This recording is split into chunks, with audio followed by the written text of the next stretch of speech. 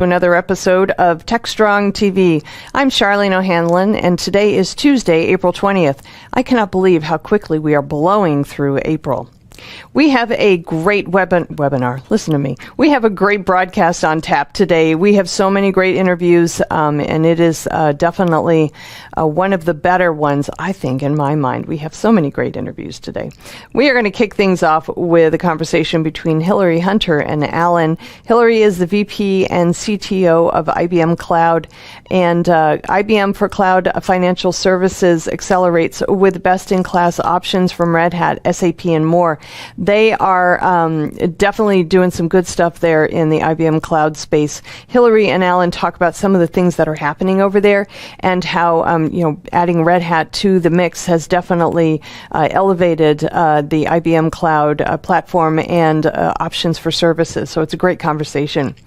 After that, Alan speaks with Asaf Sidon, who is the Assistant Professor of Electrical Engineering and Computer Science at Columbia University.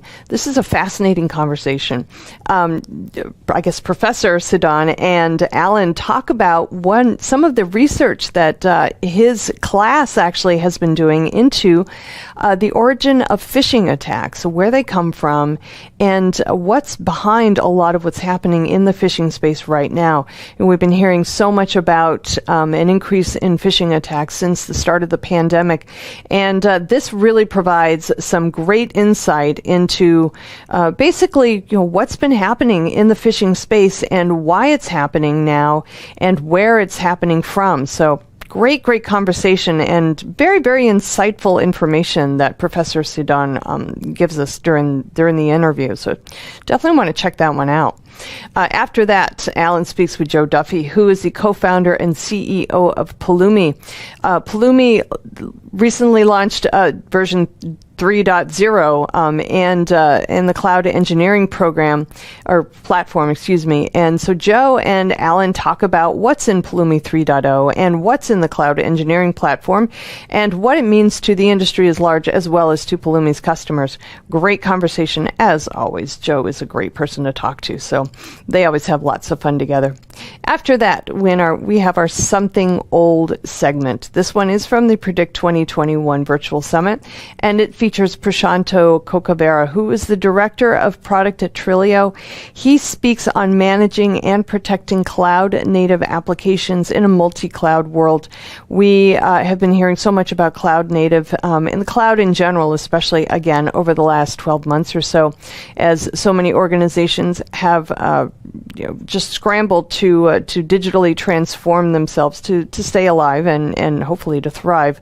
Well, this session and demo takes a look at how users can manage, protect, restore, and migrate their Kubernetes applications, clusters, and namespaces across Kubernetes distributions and clouds. Totally relevant as more organizations adopt cloud-native technologies as part of their digital transformation efforts. So definitely lots of information for your organization if you are adopting cloud-native.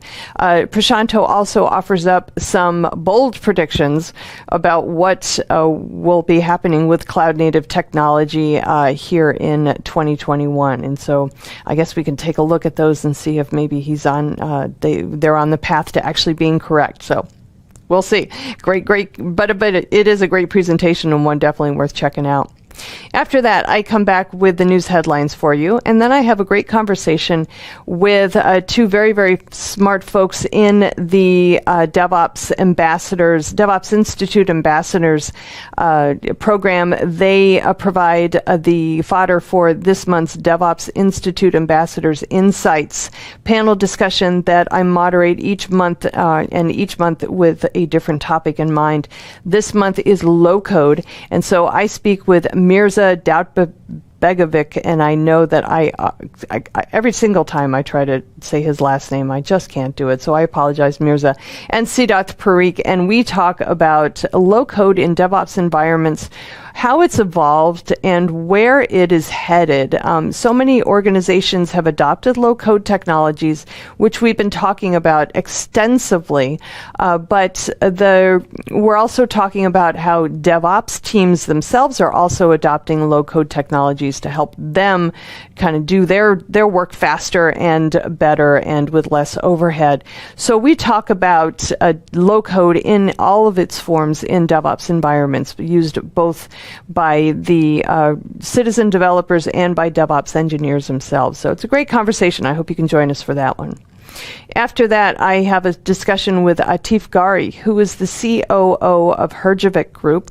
We talk about the annual Herjavec Group Cybersecurity Conversations. They have it's an annual report that they put out, and it's based on conversations that they have with their customers. And from those conversations, they forecast trends for the upcoming year. It's all about cybersecurity, and it's really, really fascinating stuff. It's almost like a crowdsourced trend report based on conversations that the organization has, as I said, with their customers. They're also, in this report, they're taking a look at some of the questions that executives should be discussing with their teams and asking themselves as cyber-aware professionals.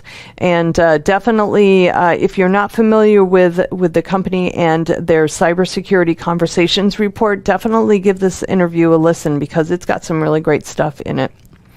After that, I have the webinar's preview for you. And then Mitch Ashley comes on with his Analyst Corner segment. As always, Mitch is great at offering up his take on IT and his insights on what's happening in the space in general. And today is no exception. All right, we have got a great lineup, as I said before, and we are going to get things kicked off right after these commercial messages.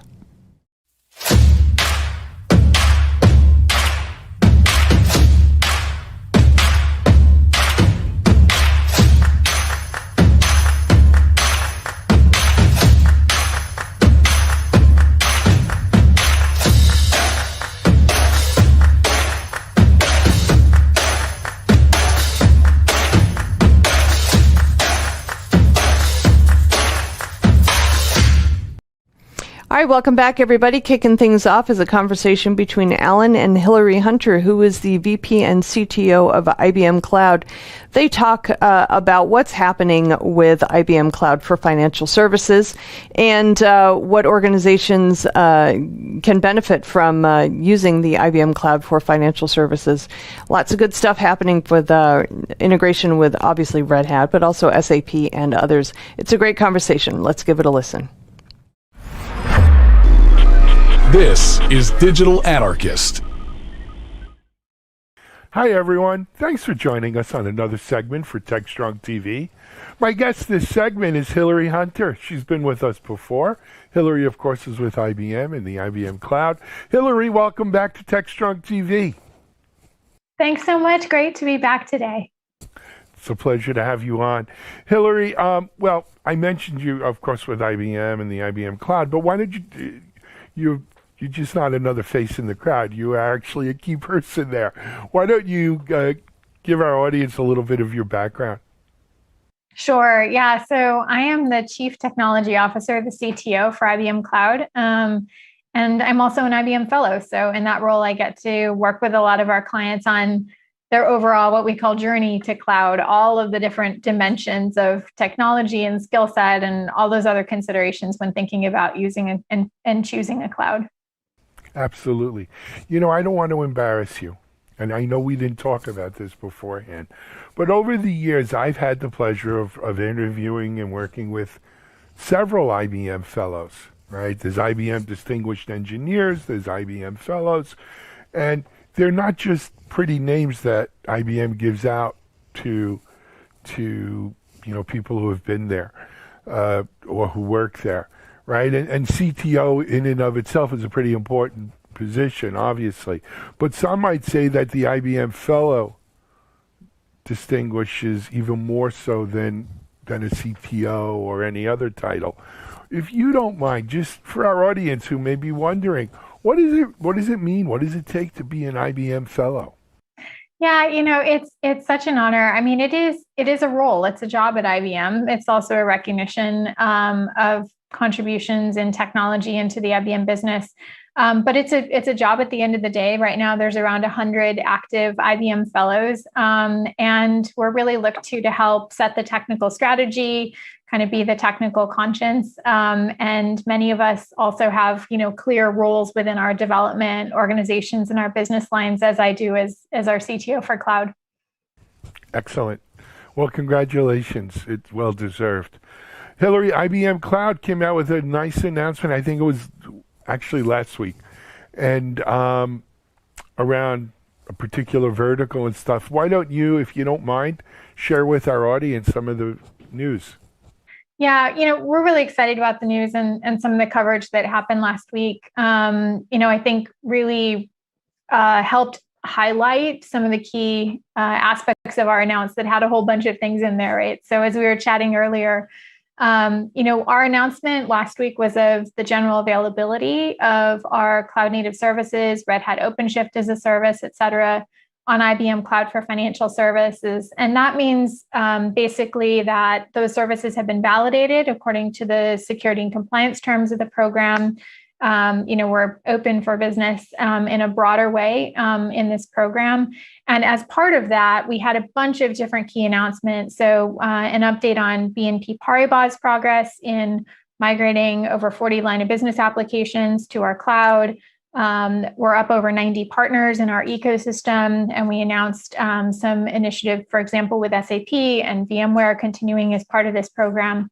So everything from our actual core technologies and their general availability to our partners and banking progress in the ecosystem. So there were a lot of things in there, but it's just an exciting moment to kind of recognize the continued progress of this program that we began a bit over a year ago. And this is a really substantive set of new capabilities for people to be using on the environment.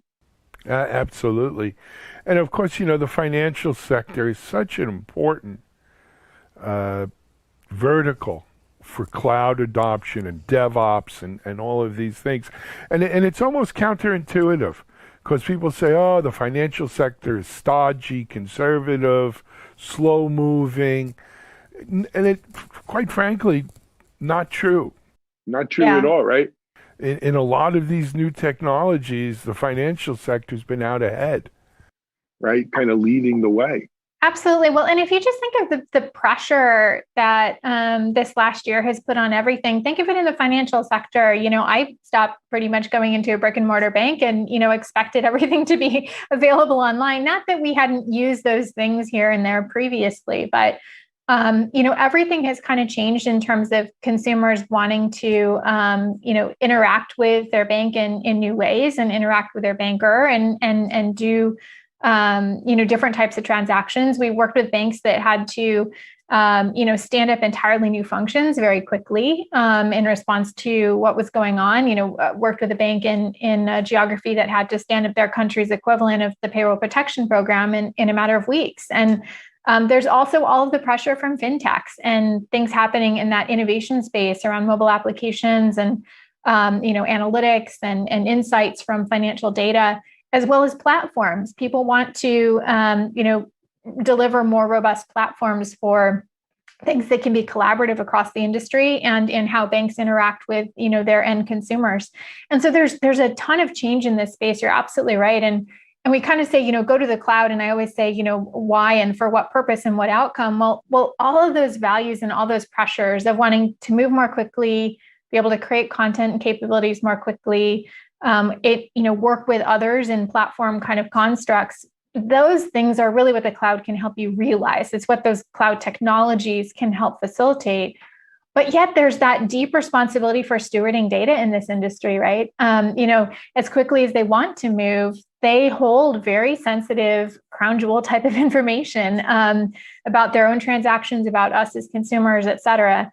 And so being able to move quickly, move at the rate and pace demanded by the industry, demands getting to cloud, but getting to cloud in the right context is really what's most important. And so we're bringing together confidential computing, other elements of data privacy, data protection, et cetera, and security and compliance to enable banks to move at that pace they need to, while still assuring that their regulatory obligations and their data protection posture and their responsibilities both to regulators and consumers, their customers, can be fulfilled with confidence also in a cloud context. And that's really that's why we gave it a new name and said Financial Services Cloud, Cloud for Financial Services, because it's about taking that context that they need to move quickly and adding on the security and compliance and other elements that are needed to meet their obligations so that they really can move at that pace they want to. Absolutely. And that security is, I mean, that is a constant in the financial sector, right? Security and compliance, for that matter, are just key pieces of it. So I saw this actually from doing IBM. It used to be called Think, and now I forgot what the latest incarnation names were because we're still calling it Think. Yeah. Oh, okay. Yeah. You know what? A year of COVID, I forgot what these conferences are called. But anyway. But I first saw it in person when in Vegas, in interviews there. European banks, based over in Europe, seemed to be, back then, pre-COVID, were already well on their way of making this move away from brick and mortar to apps and digital kind of banking, let's call it. I think this year we've seen just tremendous acceleration even here in North America, to the point where, like, for the first time, I'm seeing branches close of big banks, right? But when you think about it, I mean, lessons of COVID. Who uses cash? I went to the ATM months ago and took out a few $100s, and I think I still have the same amount of money in my pocket that I had 6 or 8 months ago, because I don't go to stores. I don't go into brick and mortar branches, ATM. Who uses cash? When do you ever need cash anymore? Everything is digital. Yeah, and I mean, it's interesting that you go there, because I think that that's what's so important about the ecosystem element of this program, because those changes in payments, right? The ability, for example, for a bank to move off of their premises and consume SaaS. These are the fundamental underpinnings in the technologies and the business model that are changing as also our expectations, change in the industry and change across geographies. So, we announced as part of the news last week that our ecosystem is now over 90 partners, in the cloud for financial services. And that's companies, everything from data and analytics to core banking and payments and markets. And some of the companies are really large providers. SAP, Broadridge is a company that, we work with. The many large players, are working with IBM in this financial space to transform how they are also delivering capabilities to their clients. But some of our ecosystem is also newer companies, and they're looking to help be those disruptors and those enablers of platform and systemic change in the financial industry. And so, really seeing large banks come together, with this ecosystem is where there's very much a flywheel opportunity, because people are able to transform in conjunction with partners who are also looking to try to transform IT delivery model. Agreed. So another observation. I'm just the observation guy today. What can I tell you? But another observation is I've seen this trend now with IBM Cloud, where what you guys seem to be doing is, in this case, it's a vertical. In other cases, maybe it was more horizontal, but companies were looking to move to the cloud or looking to go multi-cloud or hybrid or what have you. And then you're bringing the full force and effect of IBM, if you will, to bear, right? You're taking all of the IBM technologies for a given solution area, bringing in your third-party partners, of which it's an extensive list, right? Best of breed, packaging them together and saying, okay, in this case, it's the financial cloud, right? We're going to give you a best-of-breed financial cloud offering across not only the IBM portfolio, but some of our key partner portfolio, products and services. We've seen it with hybrid cloud, with cloud packs and stuff like this. It's a little bit different. It's a different twist for IBM, right? Really kind of putting all of the wood behind the arrow, so to speak, for any given target. Yeah, I always like to say that The strategy with this kind of program is really still, it's T-shaped, right? There are those horizontal plays that you mentioned, the capability to deliver cloud packs in many locations, the OpenShift platform itself, and the consistency that that can provide in the way that capabilities are developed and deployed, et cetera.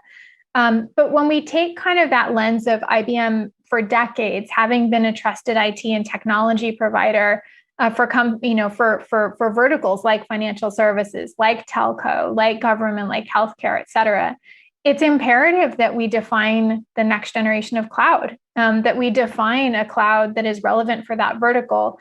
And there are special needs of those industries. But we do so still in the context of being able to facilitate hybrid clouds. So IBM Cloud Satellite was an announcement of ours last month, and that enables really IBM Cloud and its catalog capabilities to be delivered anywhere a customer wants to consume them. You just provide hosts and we deliver the cloud on it.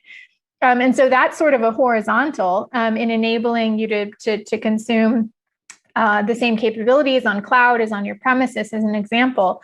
But for a financial services institution, when they are off their premises, we're able to do this vertical integration in our cloud and in our data centers, et cetera, and deliver those data protection technologies, deliver end-to-end compliance and security. And so that overall conversation, though, is still a conversation about architecture and platform. It's a conversation about having a modern environment for their developers on premises and in the cloud. It's a conversation about, being able to have a single control plane across multiple environments and yet still be able to benefit for the things that belong off premises, for the things that belong in the cloud, benefit from the security of confidential computing and data protection technologies, et cetera. And so that really creates the optionality, right? You have to have IT in sort of all of the places that you want to do business. Also, out in your locations, your retail locations, or in manufacturing out on your plant floors, et cetera. But you also need to, have some critical mass in some trusted places, and that may be on premises or it may be in the public cloud. And enabling that level of trust and consistency in policy and compliance in the public cloud makes that an option then within an overall consistent architecture. Agreed. Agree with everything you say. I think to do what you guys are doing here, though, is the key to it is having that critical mass of services, solutions, and tools, and people and process, obviously, that allows you to kind of, put together that mission impossible task force for whatever the mission may be, right? Because without that, you can't do it. Well, I always say, we are so privileged to have IBM Promontory as part of this overall journey and this overall design process with us. I mean, in terms of services, Promontory is a trusted consultant on regulatory issues to banks. We have IBM Global Business Services, that work on application modernization and application transformation and digital applications and mobile applications and all those other kind of things. Another element of this announcement actually is partnership, right? So partnership with Ernst & Young, also partnership with TCS. And so that overall services ecosystem of trusted parties, who today understand the financial services context and can be part of overall putting together the pieces of not just, hey, I'm going to the cloud, but what are we going to accomplish? What are we going to transform as we get there? And then landed on an environment that's appropriately contextualized for the industry. So it is, you're absolutely right. It is about the surrounding services capabilities, our internal ones, those of our partners, et cetera, and bringing all those expertise and those capabilities and insights to bear also in cloud environments. Absolutely. Just a quick, and I don't mean to be picky, but I always like to get their name right. Is it still Ernst & Young, or they go just EY these days? It's probably just EY. Yeah. Yeah. I just want to make sure we get it right for them. Otherwise I'll get a letter from some very nice, admin at the UI and say, you referenced Ernst & Young. Can we? Yeah, we'll stick to the marketing. EY and we don't run afoul of anyone. Hillary, you know what we didn't do though? We didn't tell people where they can go find out more information on all of these great things we've outlined here for the financial cloud. Where can we go on the web? Yeah, absolutely. If you just search for IBM Cloud for Financial Services, you'll find everything from industry architecture patterns to folks that you can contact for more information, deep dives in terms of some of our core technologies like Security and Compliance Center, confidential computing, cloud policy framework, things like that. So I would just recommend to search IBM Cloud for Financial Services. You've got it. Hillary, thank you so much for coming on. It's a pleasure. Come back again soon with some more news on the IBM Cloud. Thanks so much. It was a pleasure being here. Thanks for having me. My pleasure. Hillary Hunter, IBM Fellow and CTO for the IBM Cloud, here on TechStrong TV. This is Alan Schummel. We're going to take a quick break, and we'll be right back with another guest.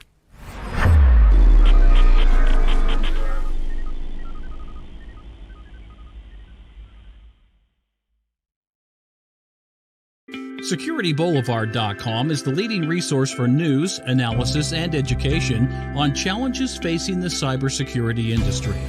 SecurityBoulevard.com covers all aspects of cybersecurity, including data security, DevSecOps, cloud security, application security, network security, security threats, and more.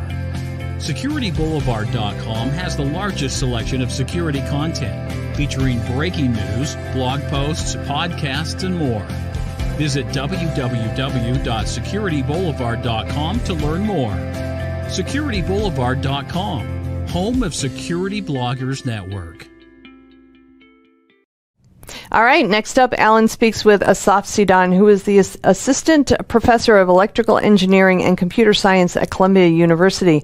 Fascinating conversation about what Professor Sidan's class has been doing as far as research into the origins of phishing. And it's a very, very relevant topic, and it's really some fascinating results that have come out of this research that he and his classes have done. So let's give it a listen. It is a great conversation.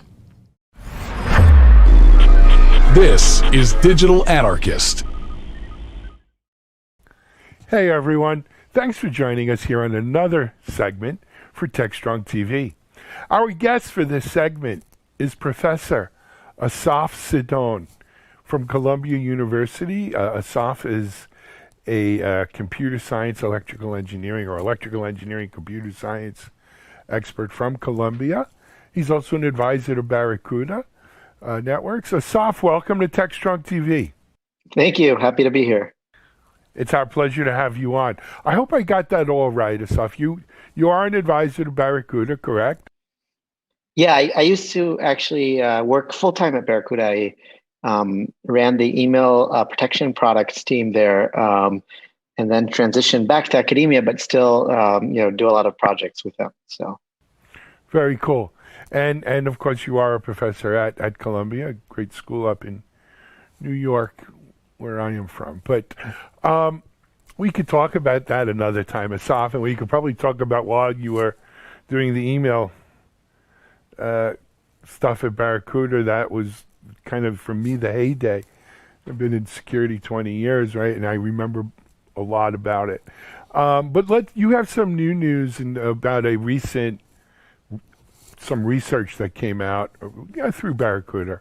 And that's what we wanted to talk about today. So why don't you share with our audience? Sure. So we published kind of a short kind of white paper on some of the research that we've been doing on trying to really understand where kind of modern phishing attacks are coming from. And so, there's been a rich history, the last, decades of trying to understand, how attackers, what infrastructure they have to launch cyber attacks, and how do they get the attacks to their targets. And so historically, right, the attackers would use these botnets. You probably are aware, in the old days, to send like large amounts of spam, right? But security providers and email providers generally, understand how to stop spam more or less effectively, right? If you see the same email coming, to multiple different users, or across the world, it's probably spam. It's unlikely that it's a legitimate email. Or if you see, let's say, the same attachment appearing in many different places, or variants of that attachment, or the same link, it's pretty obvious that you may want to either blacklist that, or at the very minimum quarantine it. But attackers have become much more sophisticated in recent years and much more targeted. So they're willing to invest kind of much more to launch a specific attack against a target and evade kind of any kind of spam filter that might lie in the middle. And so we set out to kind of taking the same approach of really understanding where are these attacks coming from, what are the kind of botnets of the 2020s, and so our kind of initial conclusion are very interesting. So, for example, we found that many of these attacks today are actually coming from legitimate servers and email accounts. They're not coming from some sketchy server set up in some, let's say, foreign country, right? For example, most of the study was done on US based users and organizations. And so most of the phishing attacks that are actually targeting US based organizations are actually coming from the US. And in fact, much of it is coming from cloud providers such as Amazon AWS or Microsoft Azure, interestingly enough. So that was kind of a highlight for us, that it's not these kind of, again, sketchy or easy to identify networks that are sending these attacks. Oftentimes it's kind of brand name domains and brand name networks. I agree with you. And Asaf, we should draw a distinction between just run-of-the-mill garden variety spam versus phishing attacks, right? Spam has been a scourge of email since there's been email. 35 years, well, 30 years at least, maybe 35 now. And really, and we've gotten a lot better at ascertaining what's spam and not spam, right? But the overwhelming majority of spam was trying to get you to buy something, do something, not necessarily with a malicious intent. They wanted you to get a payday loan, or to do some porn thing, or to gamble, or buy the latest doodad widget, and so forth. And it was just clogging your mailbox, and you didn't ask for that mail, and it was like unwanted. To me, spam was unwanted email, right? Phishing is a whole nother story.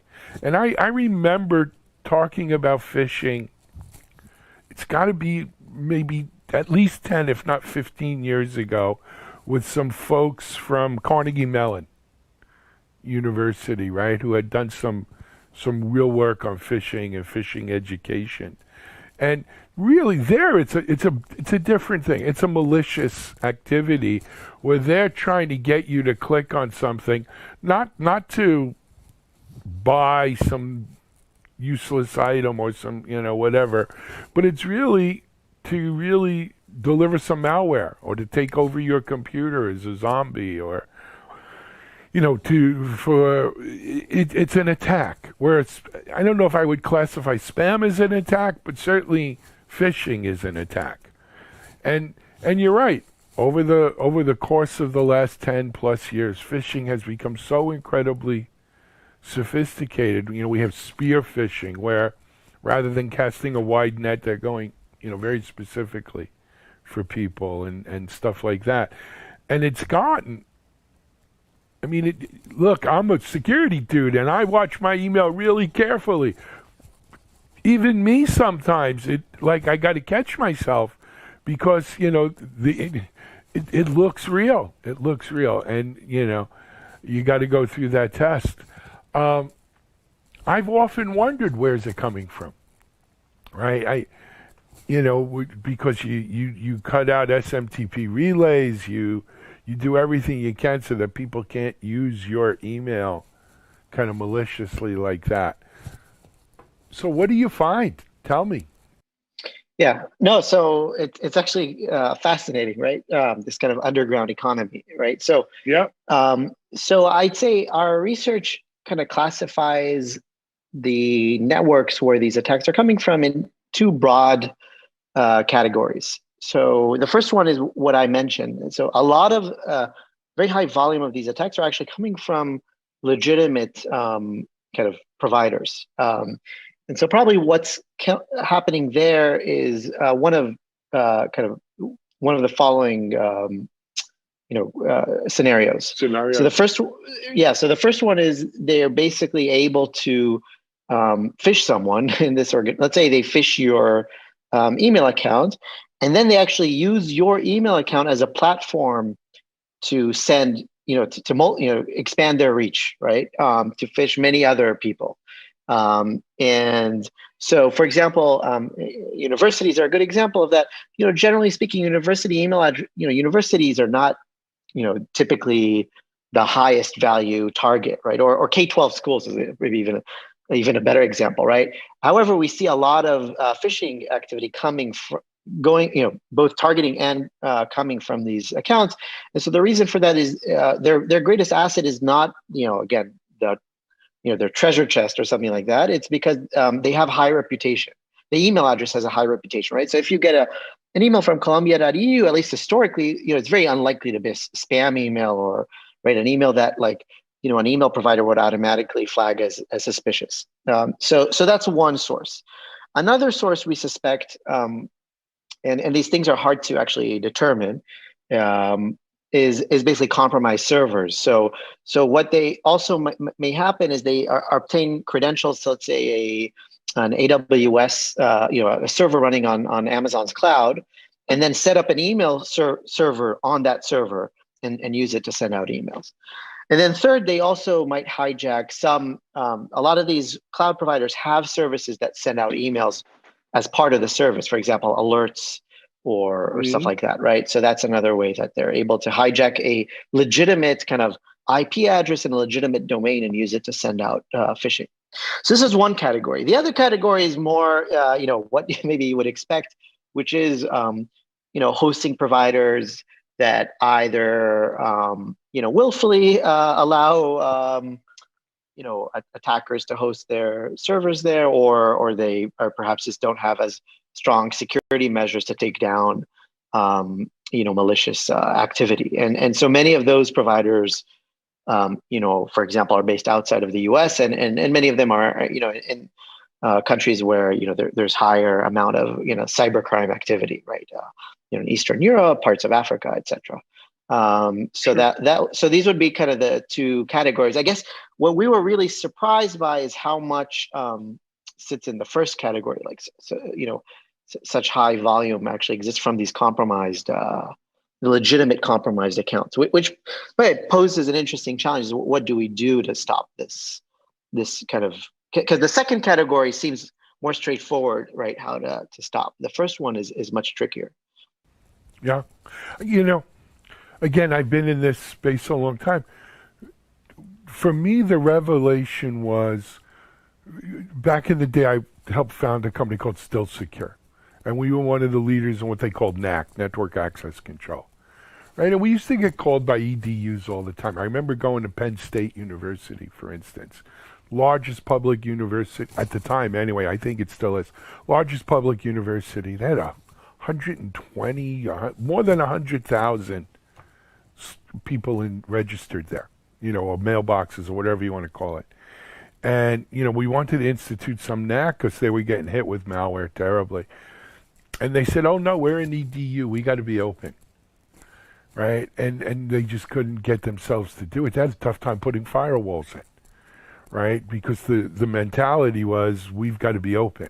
And I think that is one of the problems specifically in the EDU space, is the mentality there is not one of locking it down, right? And so you're right. It's a great reputation-based domain to be sending email out of, and at the same time it's one that may not be necessarily very locked down, so you take over some students or professor or whoever's, or even worse, alumni. So one of the challenges, they have these huge alumni email which are actually dormant accounts, right? So people so they have some of these universities might have hundreds of thousands of email domains that are not even active, but attackers are, once they're in, they're in. You get basically. one of those, and now you're golden, right? Now you're.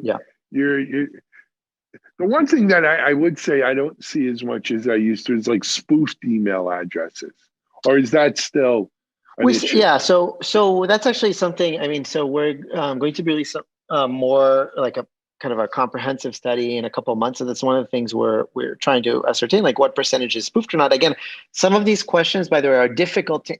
So in this type of research, we collaborate with Barracuda, and Barracuda kind of sees the emails as they come in, but we don't have the full chain, right? We don't, we can't see them. So we see basically, so all the things we're doing is based effectively on the email headers once the email reached the recipient. So you can't always ascertain 100% actually if it's spoofed or not, right? Or for example, where it's coming from for real, right? Right. But so we still see spoofed email, but definitely that's an area where there has been a lot of progress in general in the email community with these standards such as DMARC. So there was SPF, DKIM, DMARC. I don't know if your listeners are familiar with these standards, but these are all email authentication standards. And over time, I think that at least for major, larger organizations, major domains, of course, major companies will make sure that their domains, are basically authenticated. And so that reduces the ability, like, you can't really spoof like, Gmail or something, right? So you could spoof maybe smaller organizations that haven't set up DMARC, but it's becoming harder and harder. And the large email providers like, Gmail and Outlook, et cetera, they will actually use that as a signal, these email authentication protocols, and to see how whether the email complies with them or not, use that as a signal to flag the email as suspicious or not. So so spoofing is, it's not a solved problem by any means, but it's becoming better. But the compromised accounts, of course, totally sidestep that, because then the email is coming from the actual. They're not spoofed. They're not spoofed, right? From that email. Exactly. And so that's, I think that, I think people don't realize how big of a problem that is. And also, right, like we suspect, again, we don't know this. It's hard to track these networks completely, but our suspicion is that effectively what's going on here is that there's one set of actors that are basically just trying to mine credentials. So they infiltrate an account, let's say in a company organization. They shoot out emails to all the other people in the company, and then also use it as a platform to fish other people outside. So they just amass thousands and thousands of email credentials. And then we believe they actually go and sell these credentials off to someone who then does the more targeted attack. That does, for example, the spear phishing that you were mentioning earlier, that is actually, let's say, trying to go after the CFO of the company and get them to wire transfer money, for example, out of the company. Or to a real estate broker who's about to help their client close a deal or something like that, right? So it's become this kind of sophisticated kind of, again, black market for credentials, and then people that buy those credentials are willing to pay top dollar, because if you can get me the credential of a CFO of a company, or of someone who deals with real estate or financial transactions or healthcare, it's a gold mine, right? You can extract hundreds of thousands of dollars out of that account.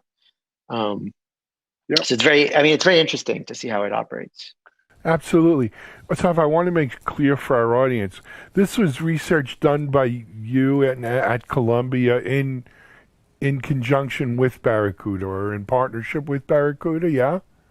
Yeah, absolutely. Yeah, so we have, my lab, we have a kind of a data sharing agreement with Barracuda, and we collaborate with they have their own product teams that develop products, but this type of research is fully open, and we publish papers about it. And so Barracuda enjoys the fruits of the research, because they can build better detectors out of it, but the results are actually public and available. So so this is work done in academia. Actually, my students, so it's worth mentioning, while I'm in this interview, all the hard work here was actually done by two of my students, Lian Yang and Lisa Liu, who actually did all the hard work. Well, when you do the follow-up one, if they're still involved in it, let's have them on with you as well then. That'd be great. Yeah. Absolutely. Give them their moment, their 15 minutes of fame, as they say. Asaf brings up the question, though, for people who want to maybe go take a deeper dive into the research, where can they go get it? Yeah, so right now we publish this via the Barracuda. They have this Threat Spotlight series. So Google Barracuda Threat Spotlight. You can see it there.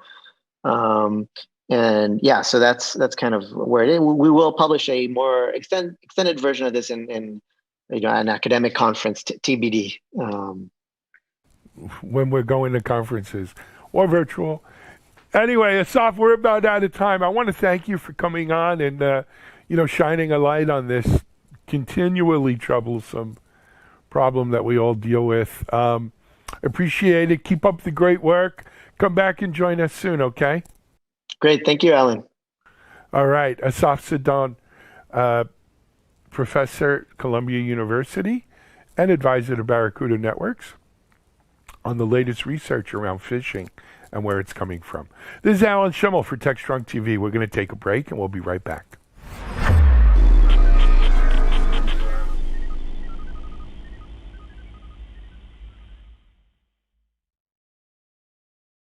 ContainerJournal.com is the leading online destination for centralized computing-related content. ContainerJournal.com covers all aspects of software containers, from container management, data management for containers, container security, networking for containers, to the entire container ecosystem, Kubernetes, microservices, serverless, and more. ContainerJournal.com has the largest selection of container-related news, featuring breaking news, blog posts, podcasts, and more. Visit www.containerjournal.com to learn more. ContainerJournal.com is operated by MediaOps Inc., the team behind DevOps.com, Digital Anarchist, SecurityBoulevard.com, DevOps Connect, and DevOpsDozen.com. All right, next up, Alan speaks with Joe Duffy, who is the co-founder and CEO of Pulumi. Pulumi 3.0 has just been released along with Pulumi's cloud engineering platform. So Joe tells us what it is all about and what customers can expect. Great conversation. Let's get right to it. This is Digital Anarchist. Hey everyone, thanks for joining us on another TechStrong TV segment. For this segment, I'm happy to welcome back my friend Joe Duffy, CEO, co-founder at Pulumi. Joe, welcome back to TechStrong TV. Awesome. It's great to be here, Alan. It's good to be back. Great to have you here, man. And it's a big day for Pulumi. You guys announced Pulumi 3.0 today. And we're going to jump into it's a big milestone. We're going to jump into it. Joe, I think most of our audience, not because you've been on TechStrong TV so many times, but most of our audience is familiar with Pulumi.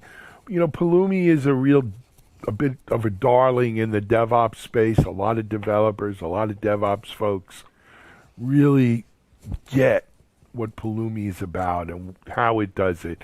And the whole approach with open source and everything else, right, is much appreciated. But in case someone is not familiar, let's just give them a quick kind of baseline, and then we can jump right into what Pulumi 3.0 is all about.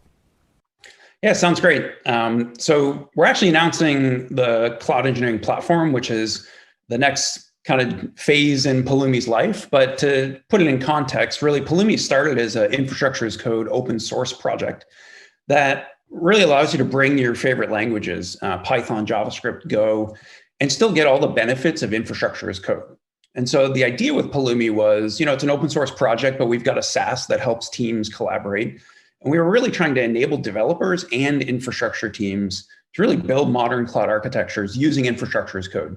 And we felt like, tapping into the decades of goodness that we have with programming languages, from IDEs and test frameworks and all the great things we know and love about languages, we wanted to bring those to the infrastructure space.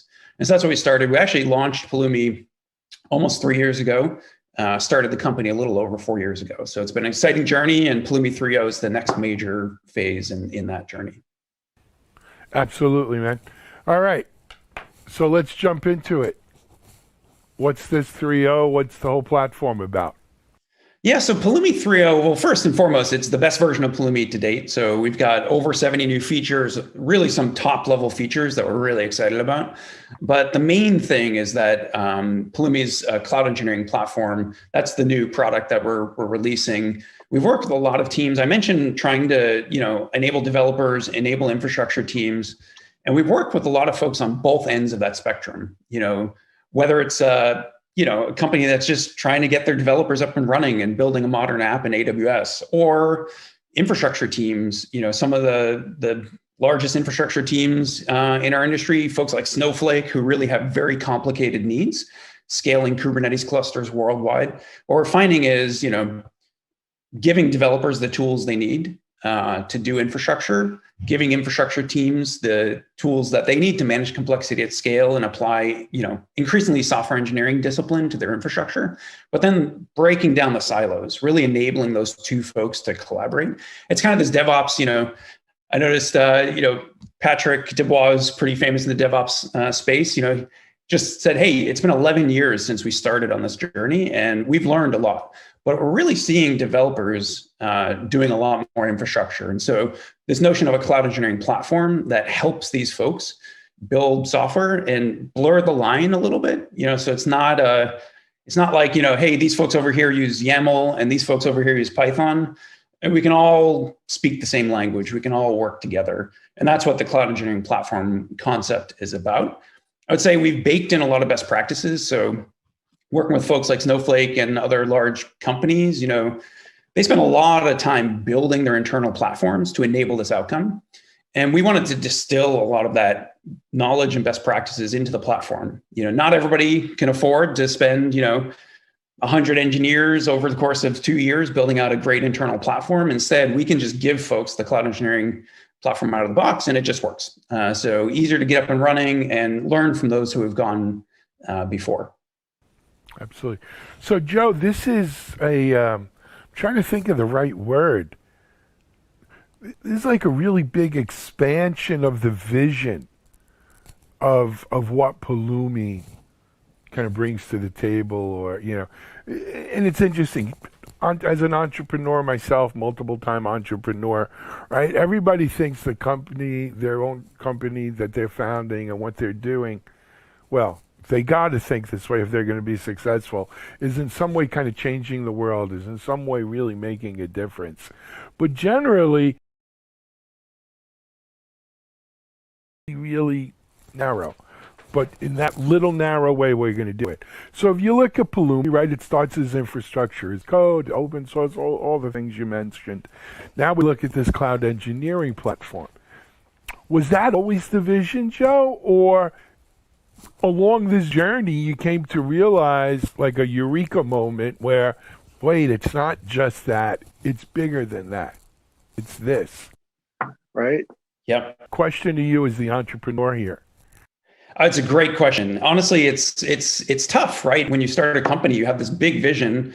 Not always. Sometimes you just want to solve a little problem that can turn into a big one. But in my case, I spent over a decade at Microsoft working on developer tools, and I thought to myself, man, this cloud thing, it's going to be huge, right? Yeah. Turns out I'm not the only one, but it struck me, most of my customers working on Visual Studio and programming languages, my developer customers, they didn't think about the cloud in the way that I thought of it. It's like, wow, this is a way to just supercharge what we can get done with applications. And yet a lot of folks were thinking of the cloud. It was more of an afterthought. It was like, oh, well, my infrastructure team, I write all the code and then I throw it over to them and they put it in a virtual machine or whatever.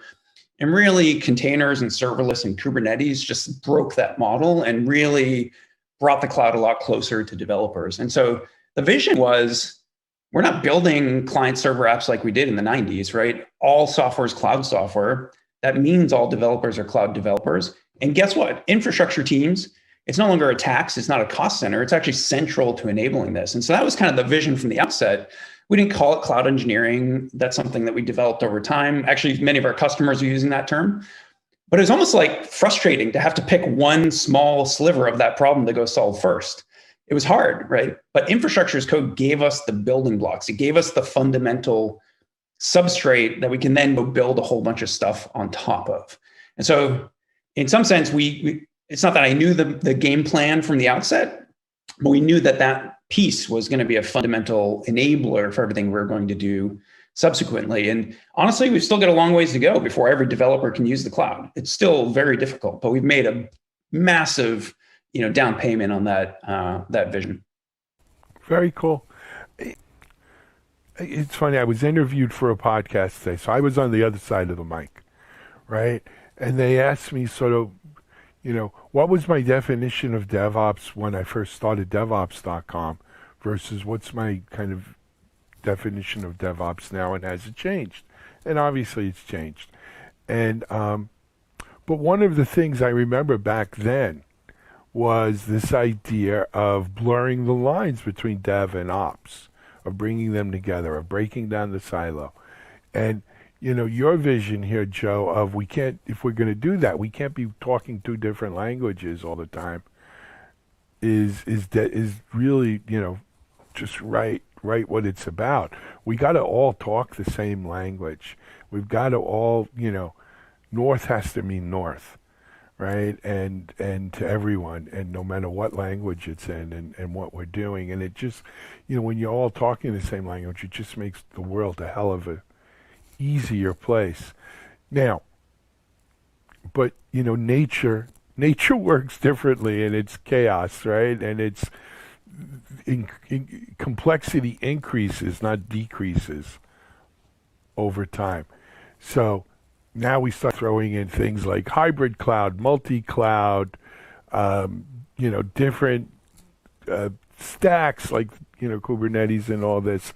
So increasingly, even though we may want to simplify to make it easier for more people to get on the cloud, it seems like the platforms themselves just keep getting more complex. So how do we equalize that? How do you kind of, make that work? Yeah. And it's a great question. I think, we've sort of embraced the chaos in a sense. Like there's one school of thought, like remove the chaos, right? I think things are more complicated now than they've ever been before, and they're just going to get more complicated. I think that the notion you can pick the best tool and the best platform for the job. And, if you're building a serverless application, it's going to be different than if you're building a containerized application, or if you're doing an event-driven, service architecture versus, a stateful workload. I mean, there's different tools for the job. So our approach is to embrace the complexity, but to give you one platform that can span all of them. So you've got one approach. You get one way to do provisioning and managing and policy and visibility into who's deploying what and when. And obviously, I'm biased. I think our solution, there's a lot to like about it, but we actually intentionally didn't try to replace a lot of elements, right? If you like Helm, keep using Helm. If you like Spinnaker, keep using Spinnaker. We're going to meet you where you are, but then we'll be that substrate that helps to tame some of that complexity. That's the approach we've taken. I think it's like the Cambrian explosion, right? Like you got the explosion of ideas and then the best ones remain. And eventually there will be simplification. I suspect we're a long ways away from that. And honestly, the simplification often doesn't come until the innovation, the rate of innovation slows down. And I don't think we're anywhere near that yet. No, I think we're still in the explosion phase. Yeah. And there's a school of thought with that, though, Joe, that if one way of doing it was so good, the other ways would die off. And so maybe the lesson here is we don't know. We haven't yet come to the best way of doing this, right? It hasn't been invented yet, or we haven't realized it yet. And so we're still going to continue, multiple experiments here until we see, a real winner, so to speak. So, and I guess, you sitting at Pulumi, it's your job to make sure, no matter, as you said, no matter what platform or, service like that they're using, that you guys are helping out there. Yeah, I think, AWS is great. There's a lot of great services there. Azure is great. They've got a lot of great services there. And Google Cloud also, like all of these providers, and Cloudflare. There's so much innovation happening in the cloud space. there's no lowest common denominator. And, I think there's always going to be the specialization. And look, a lot of people, they look back and they have, they harken back to the Heroku, early days of Heroku. Say, hey, Heroku is just so easy. And you talk to folks at Google Cloud who've been there a long time. The App Engine, it's so easy. And yet there's a reason that we still keep going for these other services. They're composable. Yeah, no. So I hear you with the Heroku thing, right? The Heroku yearning, I call it, right? Is a return to simpler times when past was past, right? And there's a reason. If it was so good, we wouldn't have come to where we are today, and it wouldn't be what it is. I agree with you 100%. I think sometimes this is human nature. You look back on things and you remember a lot more of the good times than the bad times, right? It's not just with technology, by the way. It's with relationships and people and everything else. You tend to remember the good times and you kind of, bury some of the unpleasant things perhaps.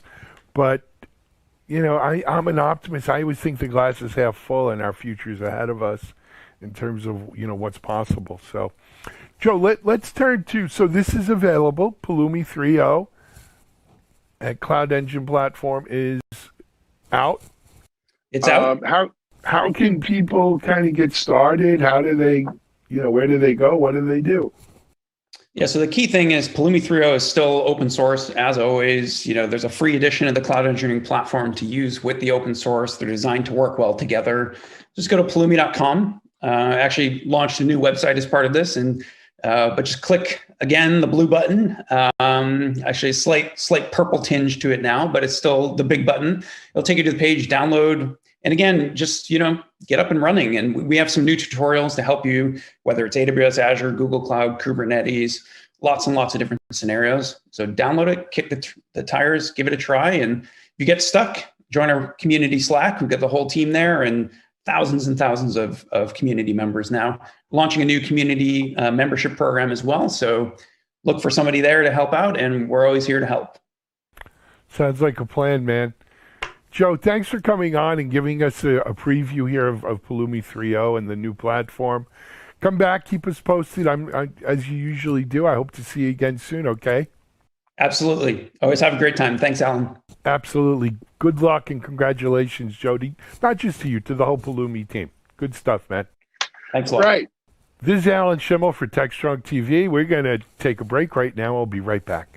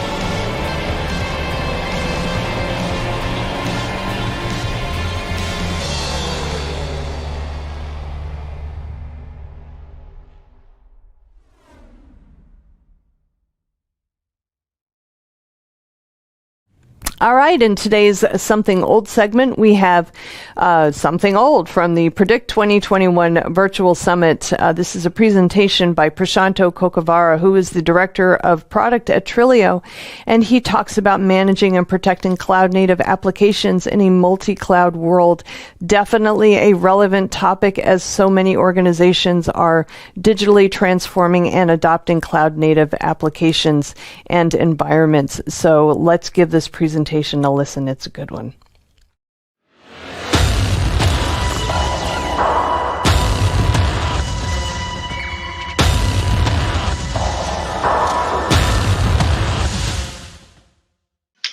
Good morning, good afternoon, and good evening, everyone, wherever you're joining in from. My name is Prashanto Kokavara. I'm the Director of Product at Trilio, and I'm super excited to be here at Predict talking about managing and protecting cloud-native applications in a multi-cloud world.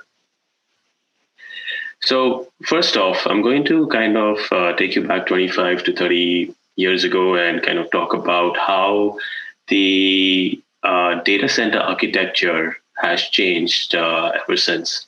And most intently, we are going to be focusing on the application DNA or the application architecture and see how that has changed over the years as well.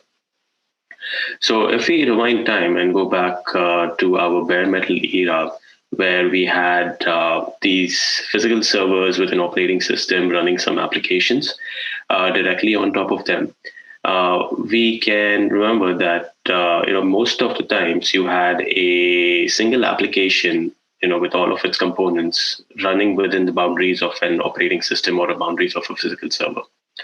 You oftentimes had a single tier or a 2-tier or a 3-tier application where the application would be broken down and would be running as 2 separate components on 2 servers.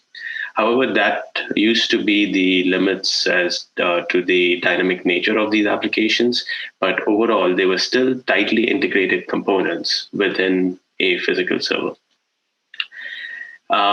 When we moved to the virtualization era, what happened was we became really adept at taking more advantage of the physical infrastructure that we were running on.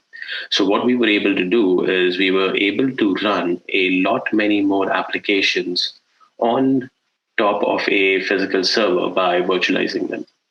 So we were able to leverage the CPU memory resources better. However, the overall construct or the overall architecture of the application remained the same. You still had operating systems, or you still had servers which were virtual this time, and you had the applications running within those virtual servers. And these applications were still, again, tightly integrated components running, within these boundaries of an operating system.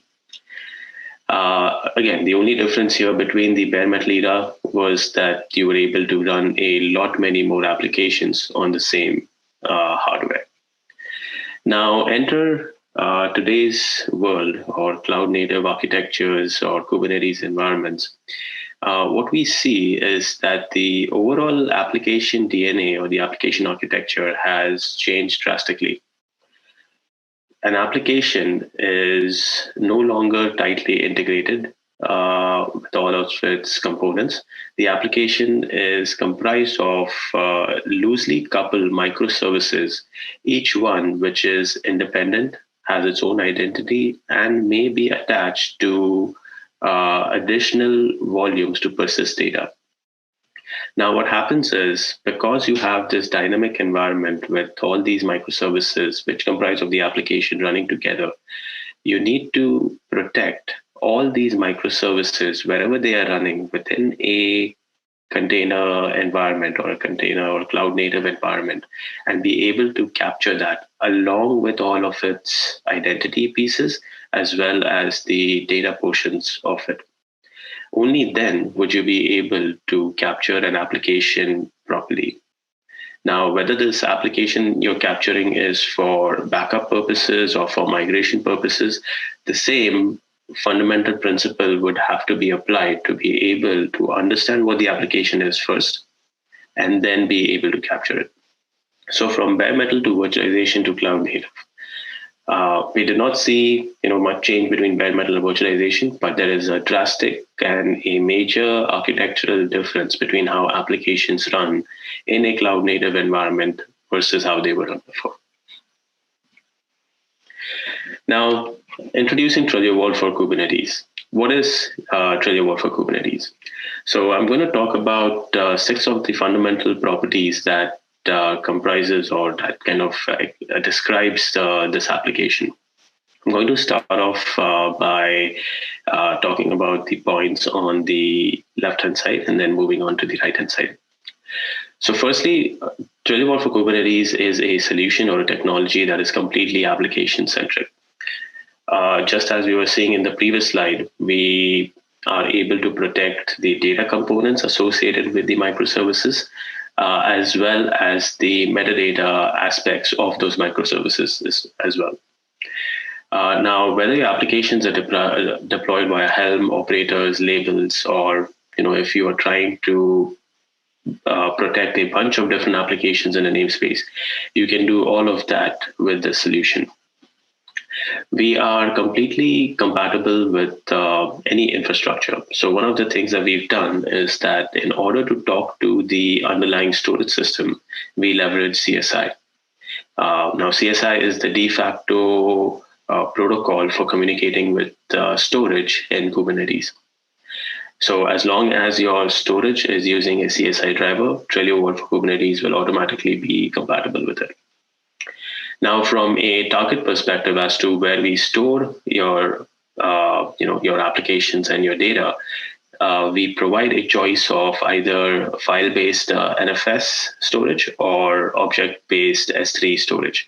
Now, this S3 storage can be AWS S3, or it can be any on-prem S3 compatible storage as well. Now, putting these two aspects of it together, you can run Trello Vault for Kubernetes anywhere your Kubernetes cluster is running, whether it's in a private cloud environment or if it's in any of the cloud provider environments as well. Now, what we've also done around the product is we've gone through heavy certifications. We are certified by Red Hat via the operator certification matrix, and then we are also certified by IBM for Cloud Paks. Now, both these certifications ensure that the product goes through rigorous checks in terms of architecture, in terms of security, in terms of resiliency, and so on. So having these certifications available as part of the solution ensures that Trello is putting its best foot forward for the customer, and there is peace of mind for the end user for bringing such a solution into their environment. We've also launched a management console. We launched this with our 2.0 release. And as part of this management console, we are completely simplifying the overall data protection, data management landscape for the end user. The management console comes with intuitive and simple click-driven workflows, which allow you to protect an application, restore it, migrate it, and so on. We also have application discovery to show you the applications which are running in your environment, which are protected, which are not protected, which are compliant, which are not compliant, and so on. And finally, we also have monitoring integrated into the console to provide you a good overview as to which backups are occurring, which backups are failed, or which restores have occurred and which restores are failed, and so on. Now, moving on to the right-hand side of the screen, the other aspect or property of this product, Trello Vault for Kubernetes, is that we are completely native to Kubernetes and OpenShift. What we mean by this is, firstly, our product is deployed as an operator. We have constructed it as a Kubernetes native application. So it runs as any regular Kubernetes application within your Kubernetes cluster. All the operations are completely packaged or managed via custom resource definitions. So what this means is the entire solution, Trello Vault for Kubernetes, can be managed and operated via kubectl commands. We do not have any separate CLI or separate API to run or operate the product. And now, because we built this product against upstream Kubernetes, we are compatible with any Kubernetes distribution, no matter where it is running. So any Kubernetes distribution, whether it's the cloud providers, EKS, AKS, GKE, or managed offerings such as Rancher, OpenShift, Tanzus, we are automatically compatible out of the box because we are compatible, or we've architected the product to be to support upstream Kubernetes directly. We've also taken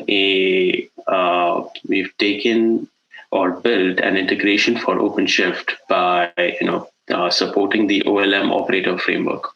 Now, because we support the OLM operator framework and we are certified by the operator certification aspect as well, we are available as a solution to be deployed directly via Red Hat's marketplace, which is known as Operator Hub.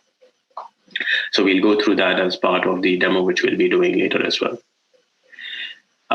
From an enterprise class and ecosystem tooling perspective, we provide all the bells and whistles that are required to run a enterprise grade product. So we have features like hooks to take application consistent backups or to extend your, protection workflows or migration workflows. We provide features to transform your backups before they are restored. So if you're migrating from one environment to another and you want to change certain aspects of the backup to align it with the environment it's being restored into, you can do that. Scheduling policies, retention policies, highly data efficient. We enable a lot of deduplication within our backups itself. So the amount of data that you store on the target, as well as the amount of data that is sent over the wire, is quite minimal. We also provide out-of-the-box integration with monitoring tools like Prometheus and Grafana. We have about 10 dashboards that are provided on the Grafana project page that customers can directly download and start visualizing their Twilio Vault for Kubernetes environment through. Now, from a go-to-market perspective, we have a lot of different demos and live environments available directly on our website. You can watch the demos as to how different applications are protected, and also play around with the live environments which are directly provided through our website without having to download any piece of code locally. We have three types of licensing models. First is we have a 30-day free license, which is free for an unlimited number of nodes, but only for 30 days. The second license is the basic edition, which is free for an unlimited amount of time, but with a limitation of up to 10 worker nodes. And then finally, we have the enterprise edition with premium support, which comes with your own customer success manager, with all the nuances and all the benefits of the enterprise grade product in general. Now, having spoken about what Twilio Vault for Kubernetes provides, let's talk about the use cases that are delivered as part of this product. Now, with Twilio Vault for Kubernetes, you can have that installed in any Kubernetes cluster of your choice. As long as it's supported by upstream Kubernetes, Twilio Vault for Kubernetes will automatically work on it. Now, because you have Twilio Vault for Kubernetes installed in any cluster and you're able to move your data across them, multiple use cases are enabled. So firstly, backup and recovery from a point-in-time perspective. So if you have databases and you run into any data corruption issues, or if you accidentally delete an application or a database or a table within the database, you can use Twilio Vault for Kubernetes for point-in-time backup and recovery. Let's suppose you lose your primary environment or your source Kubernetes cluster. You can leverage this technology to spin up all your applications at another site, enabling disaster recovery. If you have an application that is running in production and you want to quickly bring it back into your test and dev landscape and start making changes to it and start using the production data for some intricate features or research work, you can do that by leveraging Twilio Vault for Kubernetes to capture the production environment and then restore it into any test and dev environment. And today, we all live in a hybrid cloud or a multi-cloud world. Any customer environment either has on-prem clusters, has clusters in the cloud, and so on. So there is often a need to move these applications from on-prem to cloud or from cloud back to on-prem, whether it's for performance reasons, scale reasons, or security reasons. And Twilio Vault for Kubernetes enables you to do that. The other piece or another feature that ties this all together is the fact that we store our backups in an open format. It's called a QCOW2 format. So that means your data is free for you to use for any of these use cases, extend these use cases further, and we do not put any proprietary lock, or there is no vendor lock-in for the customer itself. Now, at Trellio, we've been looking at the Kubernetes market very much in detail, and we've been talking about how 2021 is going to fare. 2020 was a very different year, nothing that anyone would have expected, and putting the past, the future, and the current together, here are the predictions that the Trellio team has. So firstly, we're going to see a consolidation of a lot of different vendors and offerings. Kubernetes is a hot market, because of which we are seeing a proliferation of multiple different solutions within the same space. For example, within the data protection realm, you may see a lot of different players putting their hand up and saying that, hey, we can do data protection. But obviously, it's not the right product market fit that the end customer may be looking for. So one of the things that we will be seeing is, there's going to be a consolidation of different vendors. There are few which are going to be falling off the radar as well. But overall, the technologies which are here to stay will be solidified. We've been seeing a good rise in the adoption of containers, and now we'll be seeing a lot many more container or organizations taking their containers to production. As a result of which, the need for data protection, data management is going to grow exponentially further. And this is just going to enable and give rise to more technologies around the Kubernetes space. With the pandemic that has happened, a lot of businesses, a lot of different organizations have accelerated their growth into the digital space much sooner than what they had expected earlier. And now, because of all this, burst into the digital space, we are also seeing a lot many more ransomware attacks. A lot of cyber security related issues are bubbling up as well. So technologies are going to come up and services are going to be enabled, which are going to have a great emphasis on cyber resilience and making sure that the data is secure and the customer environment is not compromised in any way. And then finally, Kubernetes is a new technology. It's a difficult technology. So one of the things that we will be seeing is that there's going to be a lot of innovation in terms of software and services, which is going to simplify Kubernetes in general. So, things that developers or admins are used to do today, those things will be further simplified and made easy through a lot of different innovative softwares and services in general. Now with that, we'll jump into the demo portion of our talk. As part of this demo, what we'll be doing is I'll be walking you through Trellio Vault for Kubernetes within an OpenShift environment. I'll also be walking through the Trellio Vault Management Console. And what we'll do is we'll take a WordPress application, which is running in a OpenShift environment, and then we will migrate that or move that WordPress application to another Kubernetes cluster, which is running Rancher. And then the storage driver that we'll be using here is the AWS EBS CSI driver. Both these clusters are in the Amazon public cloud. We're using Kubernetes version 1.18 and 1.19. The Rancher is on 1.18 and the OpenShift one is on 1.19. And then from a target perspective, this is where the data is stored. We will be using AWS S3. So I'm just going to jump into my demo environment now. Okay, so what you see in front of you right now is the OpenShift environment that we are using.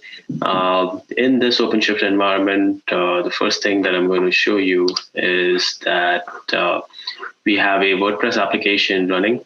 These are the two pods that are, or that kind of comprise of the application.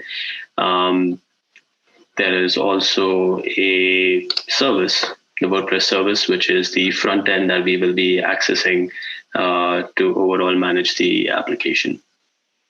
Within this OpenShift environment, we also have Twilio Vault for Kubernetes installed. The way we have installed Twilio Vault for Kubernetes is via Operator Hub. Operator Hub, as I had mentioned earlier, is a marketplace for Kubernetes-based applications directly integrated into the OpenShift platform. So if you search for Twilio, you see a marketplace tile and a regular tile over here. On this cluster, I already have version 2.0.1 that has been installed. And because it's already installed, it took a matter of about 3 to 4 clicks and hardly about 2 minutes to get it up and running. We can view the installed product over here. And as I had mentioned earlier, the entire product is managed via custom resource definitions. So there are different custom resources that can be created over here. License is obviously the license to apply. Right now we are using a free license over here. You can create a target. Right now we have a target which is available in AWS S3. You can create policies and hooks to schedule your different backups or to take application consistent backups, backup plans, which basically defines the protection scope or the applications or the namespaces that you are actually protecting. And then finally, you have the backup and the restore custom resources, which allow you to take a backup or restore an application. Now, as I mentioned, we have a license applied, we have a target created. We don't have any policies or hooks that we'll be using for this demo. What we will be doing is we will be creating a backup plan, and we'll use this OCP integration to create the backup plan first, and then we will go ahead through the Twilio Management Console to do a backup and a restore. So first thing, what we'll be doing is we go into the form view. We will call this OCP WordPress. I already have the autocomplete here, so I'm just going to change this to 3. Backup namespace is WordPress Temp2. This is where we have the pods and everything running. From a backup config perspective, target, we'll use the target that we have created over here. And that's about it. We are not specifying inner application details that we want to protect. We are protecting the entire application, so we do not need to enter any backup plan components. Similarly, we are not using any hooks, so we're good with that as well. Now with this, we can go ahead and firstly, we can actually see the YAML view as to how the backup plan would be created. And then we can jump back into the form view and hit create. Now this is going to go ahead and start validating. In fact, it already validated and made sure that the backup plan is available. Now we'll quickly take a look at our WordPress application that is running. You can see that this is the URL that I'm using to access the WordPress app. And we just have a bunch of different posts over here that have been created. What we'll do is, in order to make the backup restore a little more interesting, we will go ahead and create a new post. I have a use cases draft, which has been created, and I will publish this. Now that it has been published, I'll go back to the WordPress tab, the main tab, and I can see that the use cases are now available.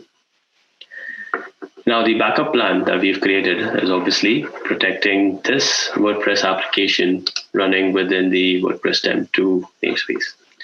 Now what we'll do is we'll go into the Twilio Vault for Kubernetes user interface on the management console. I'll be explaining what we just got logged out over here. In order to log in, all you require is a kubeconfig file. We'll go back to the WordPress namespace over here. There are different, we don't have any applications running under the Helm or operator label. So we don't see any Helm operators over here, but we do have labels, objects, and obviously the backup plans that had been created. Now, in order to back up this namespace, all we need to do is click on the namespace, make sure that the namespace toggle is on, and then we click on backup.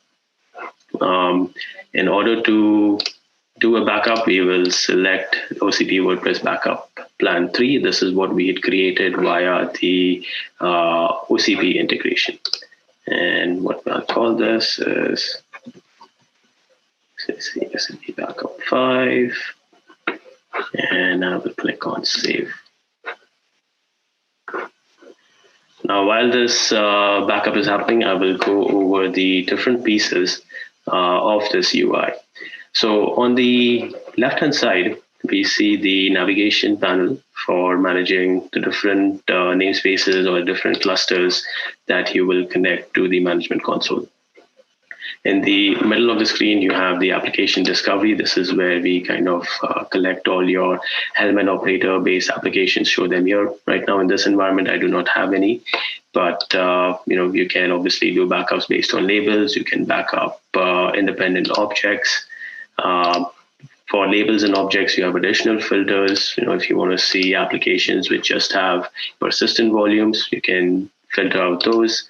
Similar with objects as well. You can find specific types that you're looking for and search your apps based on them. And obviously existing protection scopes that you're creating, either through the OpenShift UI or the Twilio Management Console itself, you will see them over here. Once the backup is running, you obviously have the ability to go and monitor the different backups by looking at the backup overview page, and you can look at the details. In the details, we show you what are the different steps that have been taken to create the backup. So first, we go through a data snapshot step to take a point-in-time copy of the data, then we upload it, and so on. Backup plan summary obviously specifies the different pieces of the backup plan as to how the backup is going to be occurring. And then finally, we have a metadata summary page as well. Metadata summary, as the name suggests, shows you all the metadata objects that are collected as part of the backup. You can view details to see the different pieces that are collected. And this is the information that is, again, leveraged when you're doing a restore. So in case you want to massage these objects before they are restored, you have the ability to do that as well. Now, we'll look at this other tab that we have within the blue ribbon, which enables you to manage your backup plans, hooks, retention policies, and so on. Right now, as I mentioned, we do not have any hooks and retention policies, so there is nothing to do over here. But all the backup plans that you had created or we had created earlier, we can see them here. We have the option to edit, clone, delete them. And the last tab that we have is the targets tab. This is where you would be managing your target. You would be looking at the backups or restoring any backups directly from the target if you do not have access to it on the source cluster. We'll go back to our main page. We can see that this one is still in progress. We'll just give this about a few more seconds to complete. See, it's still in the data upload phase. One of the persistent volumes has been uploaded, while the second one is about to be done. And what we'll do is, while this backup is completing, we will take a look at our Rancher environment. Now, on the Rancher side is we're going to be migrating that WordPress application to this cluster. So firstly, what we'll do is we'll make sure that we have a namespace to restore this into. So we do not yet. And what I'll do is I'll just create a namespace quick. Calling it WordPress restore. Okay, now that the namespace has been created, we will go back to our UI. We can see that the backup has completed. It's available now. Backup name is OCP Backup 5. Now, this is the Rancher environment. What we'll do is we'll just do a fresh login over here. We'll use our kubeconfig file again to log in. And obviously, depending upon your role and your permissions, your kubeconfig will be different, and you will only see the objects that are available to you. Now, we see the namespace that we had created over here, but press restore. We don't have anything within this namespace. And in order to restore, what we're going to do is we are going to go into the target. Going to launch the browser here, and we will restore it. So the target does take a couple of seconds to load up the different backups, so we'll just give it a few seconds. And what we'll do is we will restore one of the backups that's available, or actually we still need to give it a few minutes to come up with the backup that just happened. Okay, so now that we've launched the browser, we are looking at our backup plan that have been created and the backups associated with it. And we see our OCP Backup 5 is available. We can obviously, from the browser itself, we can look at the metadata that's associated with the application if we want to restore and do any massaging of the object before a restore. Now we'll click on restore. We will give it a name saying restore predict 1. The namespace that it's going to go into is WordPress restore, and we'll just give it a flag saying skip if it already exists. So if there are any cluster scope resources that you do not want this backup to be overwriting, you can select this flag to avoid that as well. Click on next. If you want to transform, if you want to exclude objects, or you want to use some restore hooks, you can do that over here. We won't be doing it for this this exercise, and we'll be going ahead and just enabling the restore. Now the restore has started. We can go back to our landing page. We can take a look. You can see that the restore is in progress. It's going through the validation steps, and once the validation is complete, it's going to start the restore of the data objects, after which it will start the restore of the metadata objects. While the restore is happening, a few other pieces to walk over for the UI is the help screen. So one of the things that we've made very easy to understand is what are these different buttons and controls within the management console. And the question mark box on top, when you click on it, automatically superimposes another screen which explains all the different items and objects and things that you see within the UI. So whatever we mentioned about the navigation, application discovery, monitoring, everything is provided in that same screen. When you go into backup summaries and restore summaries, you have similar question mark help tools available, which will provide additional information as to how you understand and manage these things. Just look at the restore that is in progress. Now we are in the process of doing a restore of the data volumes. You can give it a few seconds to complete, or rather a few minutes to complete. And while that is happening, we can take a look at the restore summary, the metadata summary as to what is being restored as well. So depending upon what you captured as part of your backup and what you're restoring, you have the option of looking at the metadata summaries for both.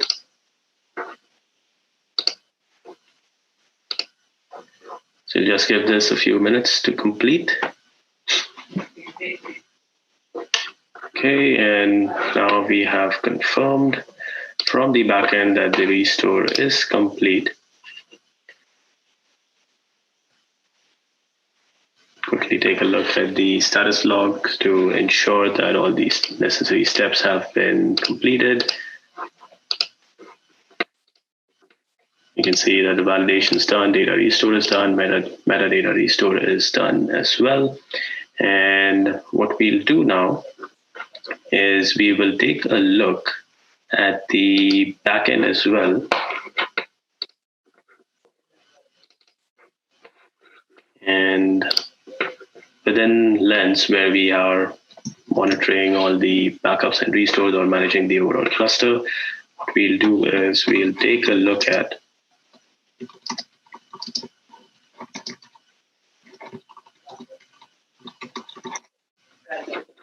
okay, we see that there is a external IP that has been associated to the service. And what we'll do now is we will go back over here and ensure that the application which has been restored has all the recent data that we had just added to it before we took the backup.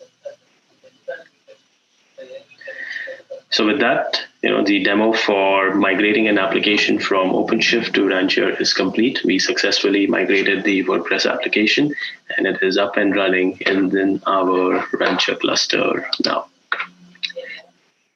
Now, go back to our slide deck. Just to kind of wrap this up, we were successfully able to move our application, a WordPress application, from OpenShift into the Rancher environment. We were doing this all within AWS. We migrated between different Kubernetes versions as well. And the target that we used was a Amazon S3 target. With that, I conclude my presentation. Thank you all for listening. After this, you can definitely go onto our website, www.trilio.io, and start looking at additional demos as to how we do backups for different kinds of applications. Play around with it in your own free time, and you can download a free trial or a basic edition and get jump started with Trilio Vault for Kubernetes. Thank you for your time, and have a good day. Thank you. Bye-bye.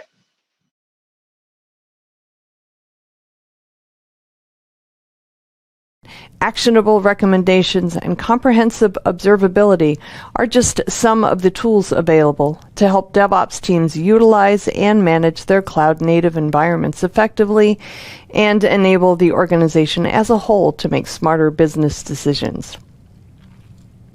Okay, over on Container Journal, we have an article that looks at the 4 pillars of cloud-native security. Many enterprise IT organizations today rely on traditional security policies and tools that were not built to deal with the change, scale, and complexity of cloud-native environments, especially as they move beyond using containers and start using orchestrators, registries, service meshes, and other cloud-native technologies. They need a comprehensive security model that can address threats at every level. That means code, container, cluster, and cloud, the 4 Cs. This article delves into each of those areas, which are also known as pillars, and offers some tips for organizations in creating a security posture that is suitable for cloud-native environments. And over on Security Boulevard, we take a look at steps the Biden administration is taking to stem the threat by Russian cyber operations through a series of sanctions aimed at Russian companies and entities created by Russian service intelligence agencies, including the FSB, GRU, and SVR. In addition, an advisory from CISA, NSA, and the FBI identified the SVR as responsible for the SolarWinds supply chain compromise. This article dives deep into the sanctions, which companies are being sanctioned, and the various disinformation agencies also under sanction. It also identifies 2 Russian individuals wanted by the FBI for their disinformation and intelligence gathering efforts that, among other things, influenced the 2016 U.S. presidential election. Finally, we have an article that looks at diversity in the cybersecurity workforce. This is an issue that is near and dear to my heart, and I've had many conversations with folks in the security space about the current lack of diversity and the steps organizations are taking to be more inclusive at all levels of the organization. This article is a continuation of that and includes conversations with various folks in the security space, male and female, about why diversity continues to be an issue and how a lack of diversity actually can be detrimental to an organization's overall security posture, as it creates gaps in perspectives that could result in an inability to identify hidden issues that can be exploited by hackers. A diverse workforce with different education, backgrounds, ethnicities, and genders will approach incoming threats much differently, and perhaps even more creatively. Some threats might be identified and addressed earlier because of experience and skills offered by a diverse workforce. And that is the truth. All right, that's it for the headlines for you. Check back with me on Thursday when I will have a fresh new batch for you. Until then, have a great day. Please stay safe.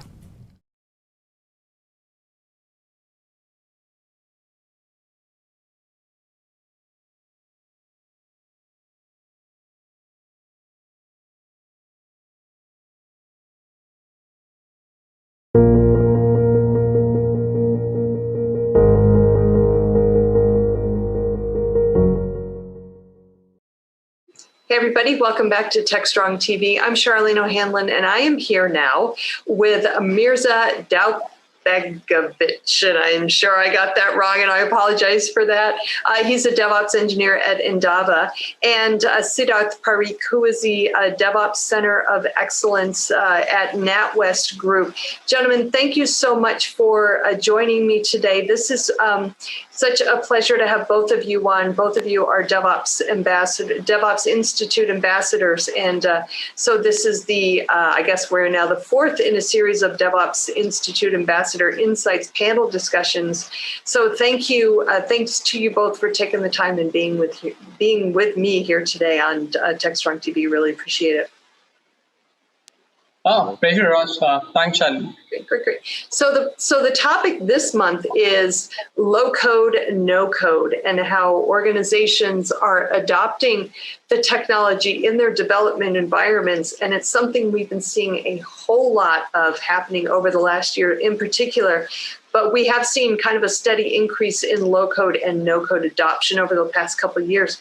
So I'm interested, since both of you are very much in the trenches, if you will, at your organizations and working with many different tools, and I'm sure seeing a lot of what's happening in the space in general.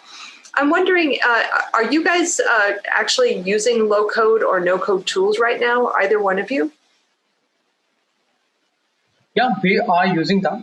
There are certain tools. For example, a tool which is about project, product, and portfolio management, PlanView. It's an enterprise tool in many organizations.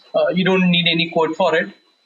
You simply use GUI versions of it and create the application out of it.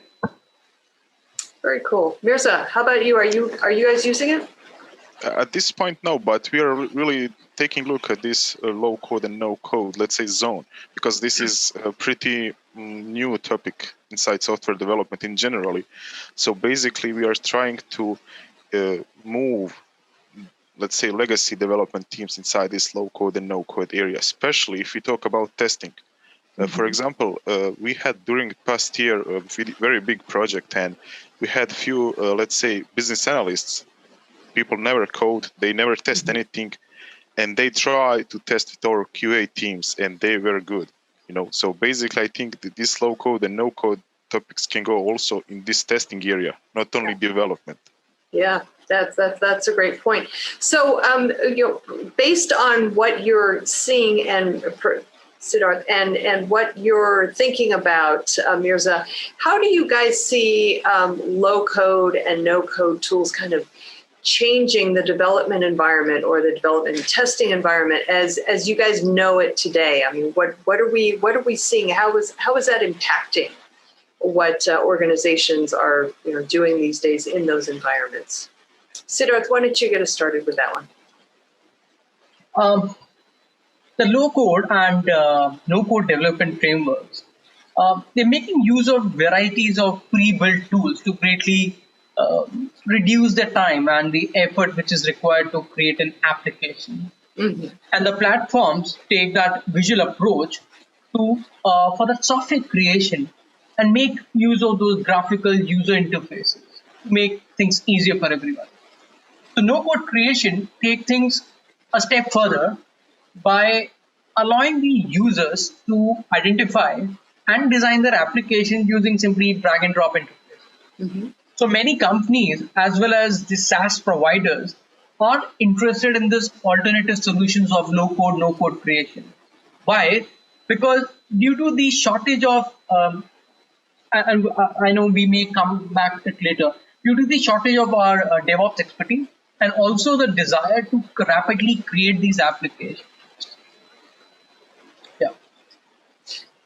So, what we've been hearing a lot about kind of the rise of the citizen developer and folks who are actually in the business, but might not be actually developers or within that application development environment.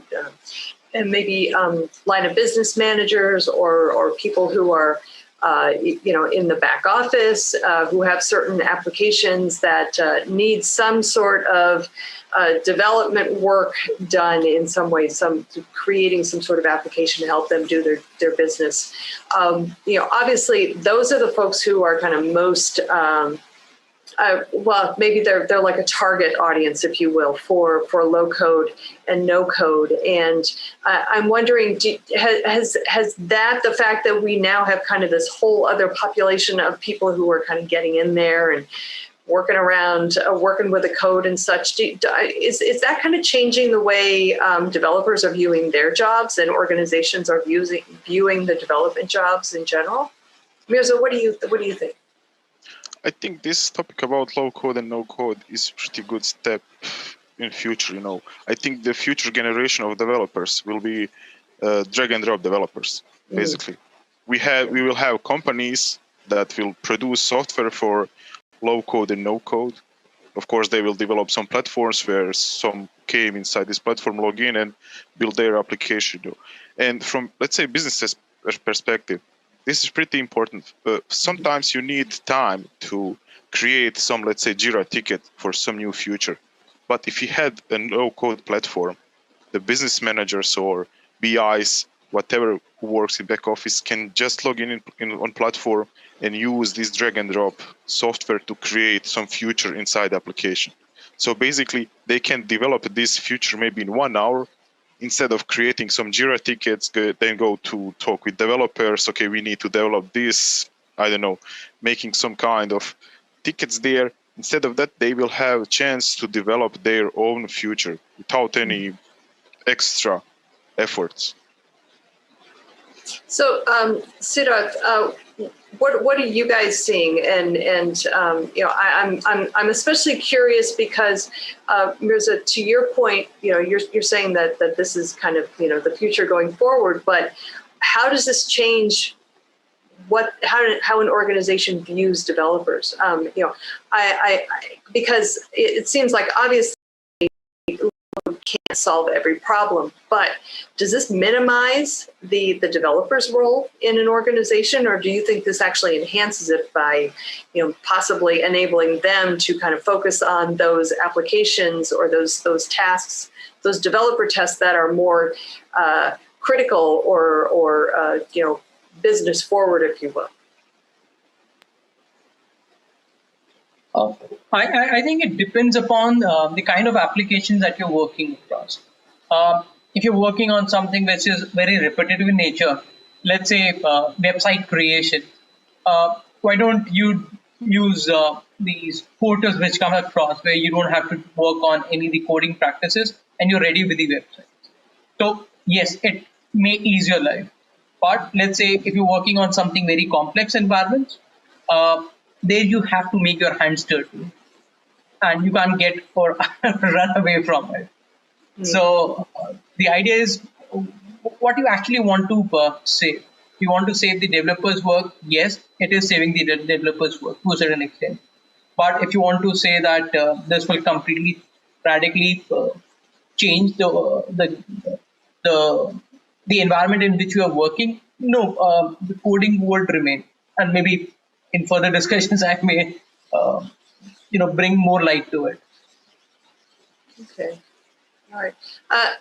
So along those lines then, we are hearing an increase in organizations, DevOps organizations, actually incorporating low-code into their tool chains because they believe that it actually increases their efficiency and kind of lightens the load, if you will. Are you, what are your thoughts on low-code in DevOps environments? Siddharth, we'll start with you.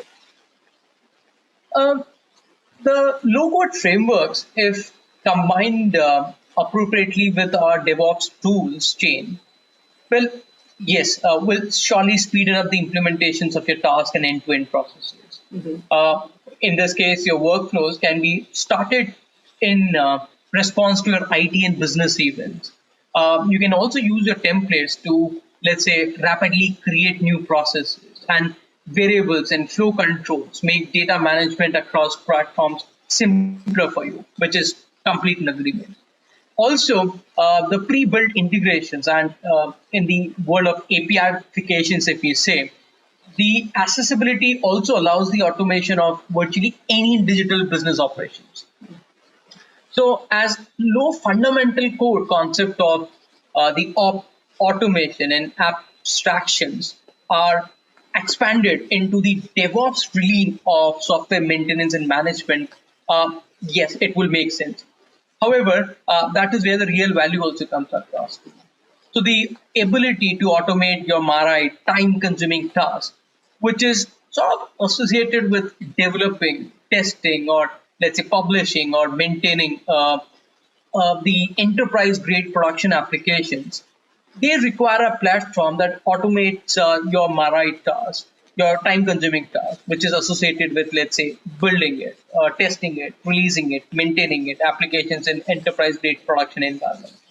And this inevitably leads to the concept of your low-code operations, or people have also coined it as low-code ops.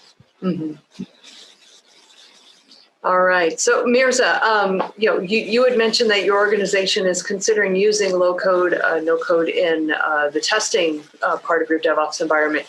Is that something that, if it's successful, you guys actually might consider expanding it into other parts of your development environment, or actually incorporating it into your DevOps tool chain? Yeah, definitely. If this testing story go, let's say, with success, and definitely we have in plan to, let's say, implement this low code inside the development of process. And as DevOps is, let's say, the process where you need to quickly release some changes, from development to production as slow as possible. Less time is good. So basically this low code is pretty good starting point to minimize these waiting times. Especially if you have, QA team with few members, and then you need to test something quickly. You have some low code platform. Okay, I have some BIs that are free. Okay, they can test this, verify that, and then they can approve this, let's say, testing phase, and then we can deploy that to production. And also, we must, I think, inside this topic include security also. I think we need to step back one step back, because as we know, the security in DevOps is now pretty important topic, So basically, if we have some people that are not too much development oriented, if they came from, marketing or something like that, and then they try to develop something new, we always have some vulnerabilities here and security holes, They can develop something that's not too good from security perspective, So basically, we always need to be aware of security inside this. Of course, low code, no code is cool stuff. We have pretty good chain there. We can develop something quickly, but security is also one really good point that we need to stop and think about this. Okay, is this really what we need and what we want to implement inside our organizations? That is a great point. And security, to to your point, security is paramount in these applications that so many organizations are building these days, both internally and for their external users. So obviously, security needs to be an important part of the conversation, and whether low code addresses security in a way that is necessary, I'm just not sure, but I have a feeling a lot of that has to do with how it's actually being implemented within the organization. Siddharth, are you, where do you see security fitting into the low-code conversation? I mean, is it something that organizations need to consider from the get-go and actually make sure that that the tools that they are adopting for low-code do address security, or do you think it's part of a as something that needs to be considered, in more of an ad hoc manner, or maybe it's something that for low code applications shouldn't really be as big a conversation as it would be in developing a larger customer facing application. Shalin, I come from a banking and finance domain. And the conversation where we start is the security, governance, and compliance. That is where the conversation starts. It doesn't start with, and that is how it proceeds. So if you talk about low code, no code in a banking and finance domains, security is paramount, and that is where the discussion should happen. And I think it's not that coming to this low code, no code, there will be security challenges. The challenges of whether you have low code or not will definitely remain it.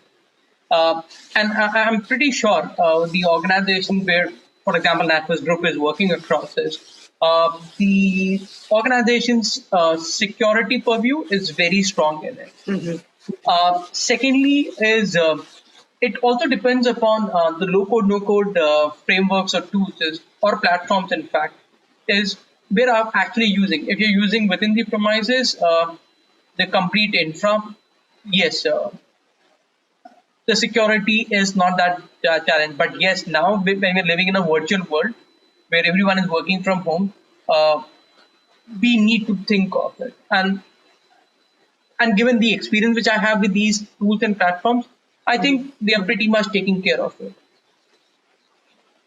So, time is running out here. So, real quick, before we close things out, do you guys see these codes or these low-code, no-code tools increasing in popularity? I know, like I said before, we've been talking about them extensively for the past year or so.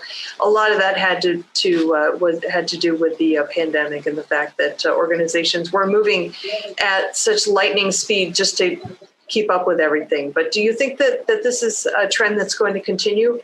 Siddharth, why don't we start with you? Okay, I think I have answers for both. I would say yes and no.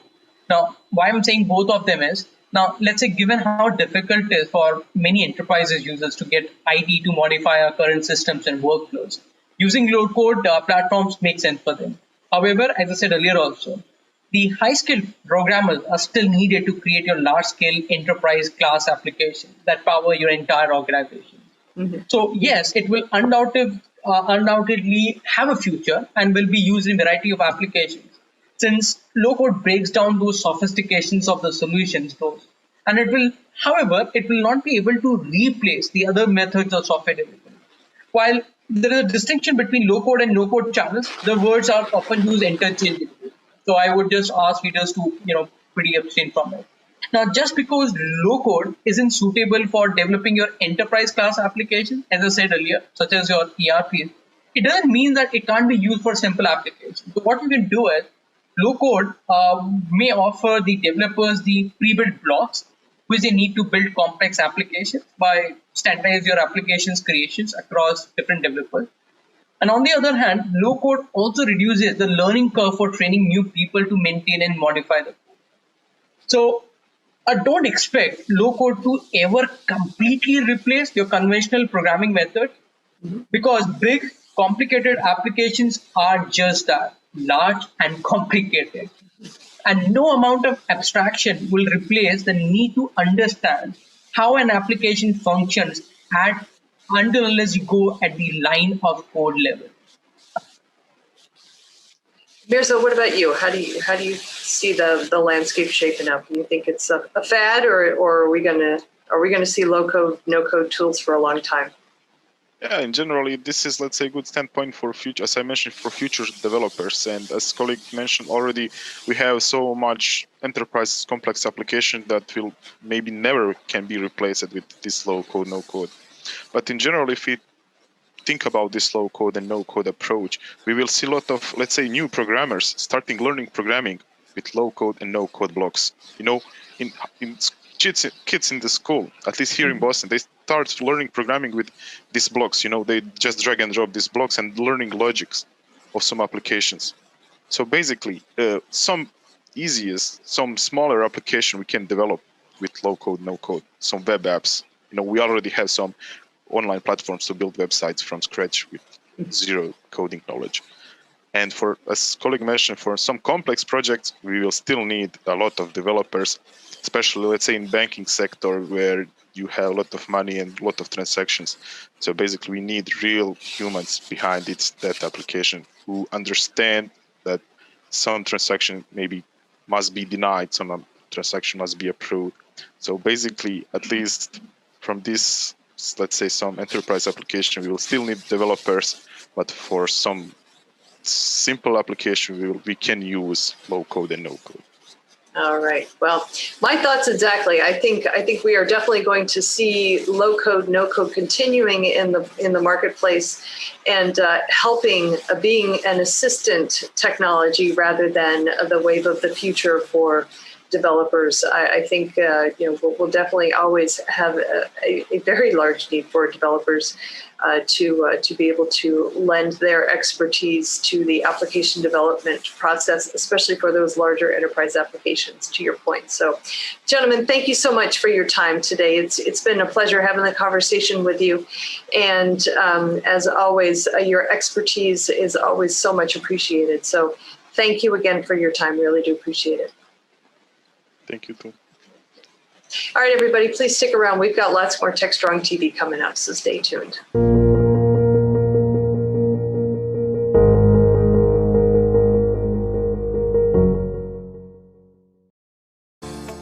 Disruption is occurring across every aspect of IT. Open source, cloud services, DevOps, and cloud-native software architectures are democratizing IT and radically transforming how business is done. The old ways of creating software and doing IT are being replaced with agile, flexible, faster, and cheaper methods, benefiting vendors and users alike. Accelerated Strategies Group is out to democratize access of industry expertise and knowledge. We use our expertise and experience to offer insightful, intelligent, useful information in a variety of formats relevant to the IT community, digital events, videos, reports, assessments, workshops, and implementation projects with tech vendors, IT organizations, and business leaders. We widely and openly share our work products, often for free. Analyst reports these days aren't worth more than a graph or chart that tells a story or illustrates a market trend. We work with developers, DevOps teams, cloud architects, security engineers, and transformation leaders most every day, creating and implementing transformational strategies and technologies. We're not just thinkers, we're also doers.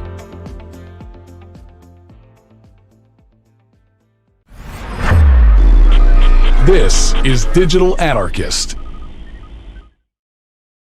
Hey, everybody. Welcome back to TechStrong TV. I'm Charlene O'Hanlon, and I'm here now with Atif Ghari, who is the COO of Herjavec Group. And I think I pronounced it correctly, Atif. You can please feel free to tell me that if I mispronounced it and tell me the correct pronunciation. But thank you so much for joining me today. I really appreciate it.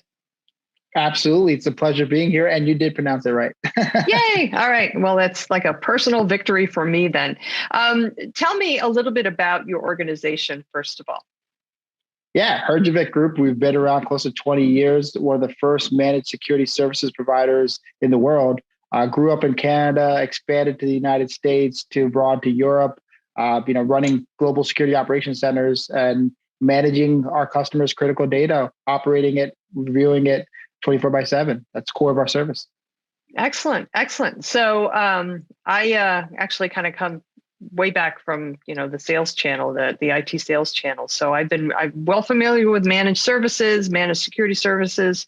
So you're in good hands here. So thank you for joining me. Want to talk a little bit about the cybersecurity conversations report that you guys put out. Can you give me a little bit of background about it? What is it, and what do you guys hope to measure with that? And we'll start with that, and then we'll maybe go into some of the findings that you guys had. Yeah, it's an annual thing. Considering the popularity of our CEO Robert Herjavec, he regularly speaks with CIOs, CEOs, CEOs of Fortune 500 companies, Global 2000 companies, and what we decided years ago is that there's some great dialogue that comes out of those conversations around themes that are driving, what's going to drive the next year, what's coming up. So we started this program of our conversations report. So this year there's several topics which we could of course talk about.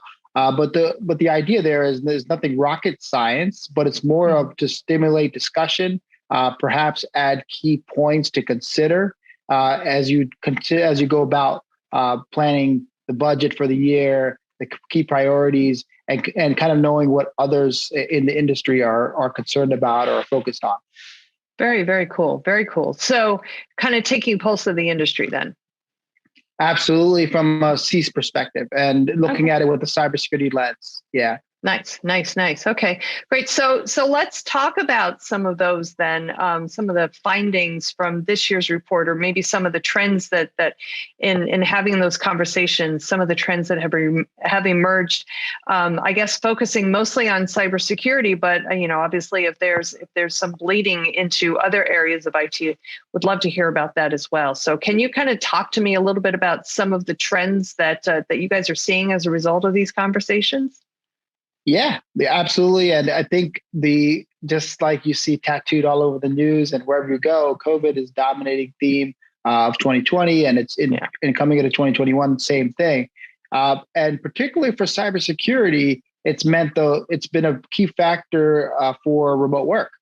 Mm-hmm. And so it was, I've been working remote for years. I like to say I was working remote when working remote wasn't cool. Right, right. But now everybody is. Well, depending on where you are in the organization, really, everyone's working remote. So how do you get everybody back in without introducing your kids' laptops, vulnerabilities from a game that they happen to use in the middle of the night when you didn't even know it, right? Or protections over the devices. So we outlined a few steps in the report around initiating COVID testing for your devices. So, you may be thinking, I'm the only one that uses your device. Are you sure? Right. Mm-hmm. And I'm the only one using the device, meaning you probably use it on a network in your house, and those are all connected, and you're probably not taking the scrutinous look at security in your home network, like your professionals at work do. So with that, we talk about having, making sure as an organization, you have, what devices you have, like taking an asset inventory, and then begin that testing. To validating everything from antivirus to malware, what's running on the machine itself, and then of course quarantining what you're finding, and then looking for those themes across potentially other devices, and that'll get you back to at least some level of normalcy in your operating environment as you get people back into the office. So that's one of the main first themes that has come up, is that we got everybody out, everybody's proud of it, pat themselves on the back, but okay, how do we get people back in? And that's one of the first themes that we talked about. Okay. All right. So it kind of sounds like, and so, especially based on some of the headlines that I'm seeing lately, it sounds like organizations that originally said, that's it, everybody's going to work remote and forever and ever, a lot of organizations are kind of rolling back some of those ideas and are really actually looking forward to having some of their employees work in the office, at least part-time in the office. So I imagine for many organizations that maybe originally took that, work from home all the time mindset moving forward, they're kind of in, I don't want to say scramble mode, but they've certainly had to kind of pivot their thinking a little bit about how they protect those devices and their data moving forward. has that kind of given rise to any particular technologies that seem to be kind of trending among the C-suites folks that you guys spoke with for this report, as far as ensuring or locking down the security and the integrity of the data? Yes, I would say that one of the first things to think about is with COVID overall. I mean, a lot of things went down, right? A lot of changes happened, and we said a lot of things that we would or wouldn't do. So absolutely, companies can shift. All right, it's shift their perspective because we just been through so much as a global community. Now, with that said, the predominant themes that we're seeing is a few days a week, where critical employees and or anyone who wants to just get back into the office can come. Just informally speaking, across different organizations that we've talked to, we're thinking 20%, 30%. Nothing like 65, 70% of the people coming back. Now, with that said, technologies, to your question, endpoint detection response technologies have been hot for several years, never been hotter. Considering that before, the network-based attacks that would happen, say on a corporate network, within a building, within a region, it's so dispersed now through the VPN technologies and or cloud SaaS technologies. And so it all comes back to the zero trust model at the endpoint, right? And what's going on in the endpoint. So the good news is, companies like CrowdStrike, Carbon Black, Cylance, Palo Alto, SentinelOne, many out there, top players have already set up that framework. And we saw a high adoption and higher dependency on these technologies because of that remote workforce model during the pandemic. And we expect to continue to see that because of it's going to shift back, but we're just going to have a more mobile workforce than we've ever had in our history. And so I think the endpoint technologies are an area of focus. And, if you remember your own endpoint technology, it's kind of like, is this slowing me down? Like, oh no, it's running and I can't do it. So the efficiency and the performance of those technologies are, let's keep our eye on that as to how they perform, if they disrupt behavior. I think that's going to be the next wave of how those technologies evolve. Interesting. And I imagine a healthy dose of AI and ML is also making its way into a lot of these endpoint detection technologies. As organizations increasingly recognize the fact that, because the network is no longer kind of that castle and moat idea, we're basically, it's a perimeterless network these days. So, recognizing that we've got to have solutions that are much more intelligent than they have been in the past. So I imagine, we're going to be seeing a lot more of that in the next few years or so. But what about from a people perspective? Are we? Have you seen anything about whether employees are maybe as they come back into the company, they're going to have to be, I hate to use the word retrained, but they've been working remotely for so long and they've had a particular mindset, and with it, especially when it comes to cybersecurity, maybe they haven't been as careful as they should be, and maybe we need to, companies need to kind of take a long, hard look at the way employee behavior is as they come back into the office. Is that a concern that you've heard among the folks you spoke with for this security conversations report? Frankly, it's actually the opposite. In that, during the pandemic, phishing attacks have been skyrocketing. A ransomware attack, like it's those level of individual based clicking on something, being socially manipulated has been higher than ever before. And with that, organizations have already started to step up their level of security awareness training and technology controls to block those type of attacks and prevent those type of. So the scrutiny on social engineering based attacks has never been higher. So I would say consequently, rolling back into the workplace, if I'm an employee, I'm thinking, okay, all right, well, at least it's a little bit more safer here. I'm in a more protected I'm in an office building, but that network is perhaps more protected. There's better filters, et cetera, versus, just being at my home. And, before I used to get bombarded by, phone calls that just came from random robotic from IRS, et cetera. Now and then getting all these emails coming in through you that go unsolicited. So I would say it's actually the opposite there, that it's the going back, we're going to be more armed as a workforce on what phishing attack is and how to stay away from it, versus before. I think there was that false protection, as you described, the moat around the castles. It's a false sense of security that, I'm here, so I'm good. But now that we've gone remote, we've been out in the wild, so to speak. And so we've learned as a workforce, I think we've learned more about staying away from these type of attacks. So that's the chatter that we've been hearing, especially around the attacks. The social engineering attacks have been more than ever before, especially with COVID and come and get your test here and put in your social security number there. Oh man, it's been a big challenge for our industry. They've definitely been relentless, but that's great news to hear that the awareness is so much higher than it was this time last year. So that's a great thing. So if folks want to take a look at this report, how would they access it? Do they go to your website or how is it available? Yeah, www.herjavecgroup.com. That's our website. You just Google Robert Herjavec. He's one of the most popular cybersecurity people Googled on the internet. And it comes to our website, and we have a download for the PDF. And there's some tactical things in there. I just want to point out, so we talk about preparedness for your emergency response. So key questions that you should be asking yourself as a leadership team.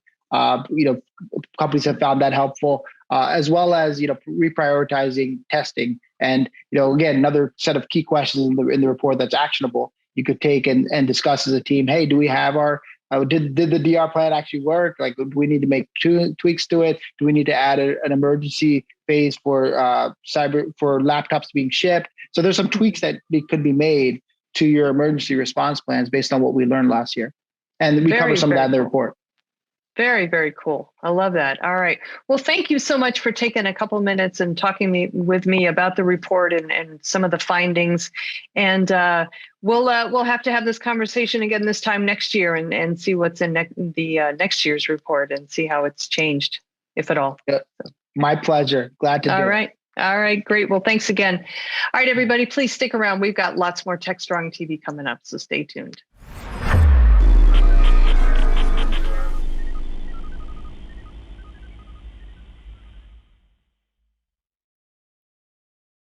Hey everybody, happy Tuesday. This is Charlene O'Hanlon, and I'm here now with the webinars preview for you. As always, I tell you about some of the great webinars we have coming up on DevOps.com, Container Journal, and Security Boulevard. And so here are 3 that are coming up very, very soon, in the hopes that you will be able to mark your calendar and join us. The first one is called What's Next for Release Managers in the Age of DevOps. This one is happening Wednesday, April 21st at 11 a.m. Eastern on DevOps.com. This one is sponsored by Platora.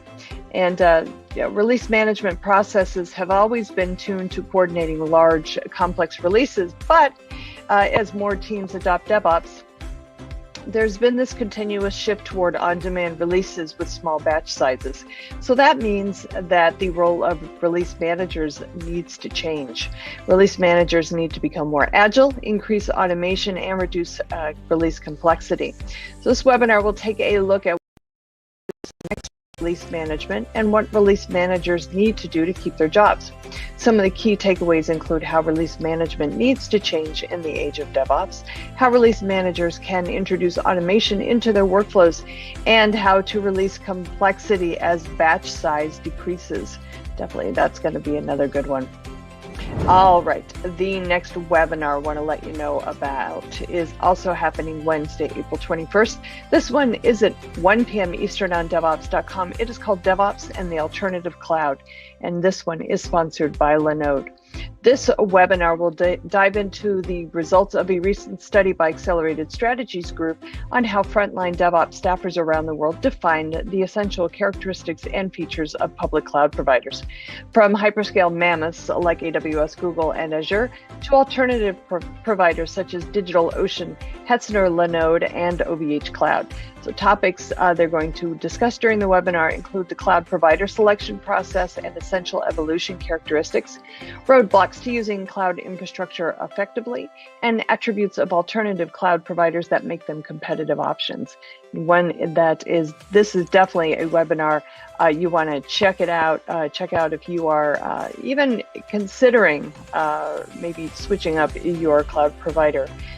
This one gives a lot of pros and cons for both the big guys and the little ones.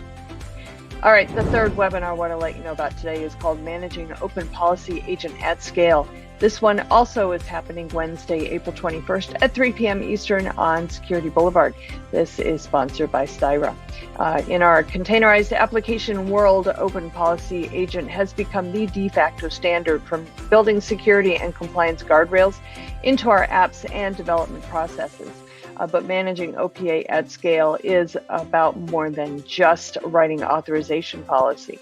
This webinar will show attendees how to manage OPA authorization policies across the stages of application development, deployment, and runtime. So we'll also cover some best practices from some of the largest OPA deployments, including how to build and distribute policy as code across your apps and infrastructure, how to ship security left and bring policy into your development culture without manual overhead, and how to ensure you've got monitoring, impact analysis, and an ongoing audit trail to ensure your OPA deployment is a success. Lots of great webinars coming up for you. All right, and that is it for this round of webinars preview. I'll be back on Thursday with a brand new batch. Until then, have a great day, everybody. Please stay safe. All right, next up, Mitch Ashley comes on with his Analyst Corner segment. He's offering insights into all things IT related, as always, and today he's got some especially insightful fodder for us, so let's give it a listen. This is Digital Anarchist. With the pleasure of being joined by John Worrell, who is CEO of Zero North. Welcome, John. Good to be talking with you today. Thank you, Mitch. Good to be here as well. And we're talking about security and DevOps, DevSecOps. But before we get to that topic, would you tell us a little bit about yourself? Let our audience know a little bit about Zero North too. Sure, I'd be happy to, Mitch. I'm John Worrell, CEO of Zero North. We're in the DevSecOps space, maybe with a different approach that a lot of times people focus on tooling. We believe that you need to kind of build a process out first for DevSecOps to actually have business value. And I'd like to maybe talk through that with you, Mitch. Oh, that'd be excellent. I'm all about the business value too. So, well, let's talk about that. So, usually when you say DevSecOps, it's about shift left, how you get to the security people working with the software folks. How do you help developers write more secure code? You get to the tooling conversation. So I think you're talking about, well, let's stop for a minute and ask, why are we doing all that stuff? Yes, it's to create better app security, but why do we need to make this a process that produces maybe some business value, measurable results, those kind of things? Yeah, you bet. That's exactly right. We're all for the tooling. We're all for about building, the bridges between security and the dev teams. But you have to have an objective in mind, and you have to have some help along the way. You have to have some data along the way that's going to actually get you there to pull all that together. One of the best quotes I ever heard that got applied to this was like, channeling your inner Deming, which is, if you can't describe what you're doing as a process, you don't know what you're doing, right? And there's a real lot of truth to that. If you step back and security, you look at AppSec over the years, it's been very tool-centric, very sporadic, anything but a process. When you look at DevOps, it's a process, it's repeatable, it's scalable. It's kind of a self-learning or positive flow of information with telemetry, so you can get better and better at it over time just by learning from your past experiences. And when you think about integrating security into dev to drive DevSecOps, you have to think about it the same way. And I think that's where it all starts. This is a process. This is not a tool selection. This is not just a scan or an integration. It's that process that you need to build first, and then you can start building out your tooling, your technology underneath that. You have a really good point. And if I'm being over general here, I'm generalizing this, but as security professionals, we kind of think of, let's buy boxes, let's buy software, let's put functions into the network, into software, now into the software development process that will solve a security problem. But security is not just people attacking you. It's also how you do your work and make sure you create a secure environment, you operate securely, write secure code. So I think you're spot on about the process and how you could do that consistently, referring back to Deming, right? Yep. Can't manage what you can't measure. Your adaptation of that phrase. So talk to us a little bit about how do you make that real? When you talk with people, how do you help them sort of elevate the conversation to that and then get on the right track?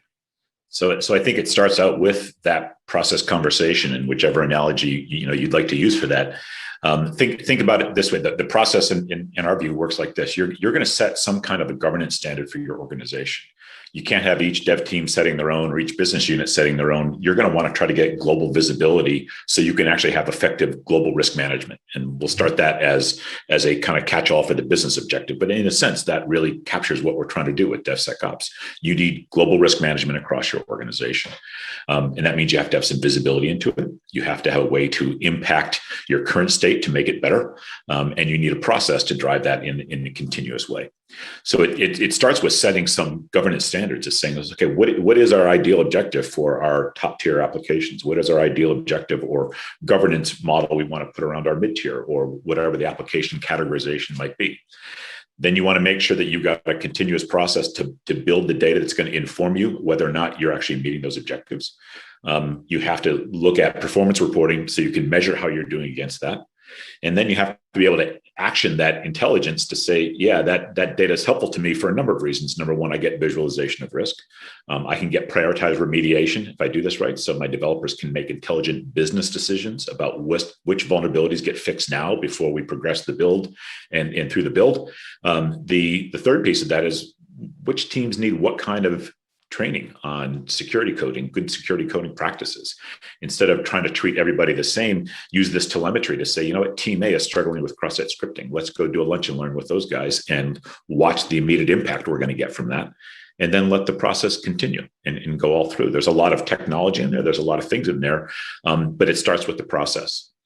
The next piece that's really critical is the data that comes out of that. Right? I'm just going to ask you about the data part of it. The data drives everything. It drives so much. We had talked about this idea that you've got different tooling. Well, sure you do. You want the best tools you can get. You want best of breed. But trying to pull those tools or the data from those tools into some meaningful, actionable intelligence is a key step in the process, right? You want to take different data points and put them together so you get a complete view of what the risk posture is for that particular target or entity or application you're working with.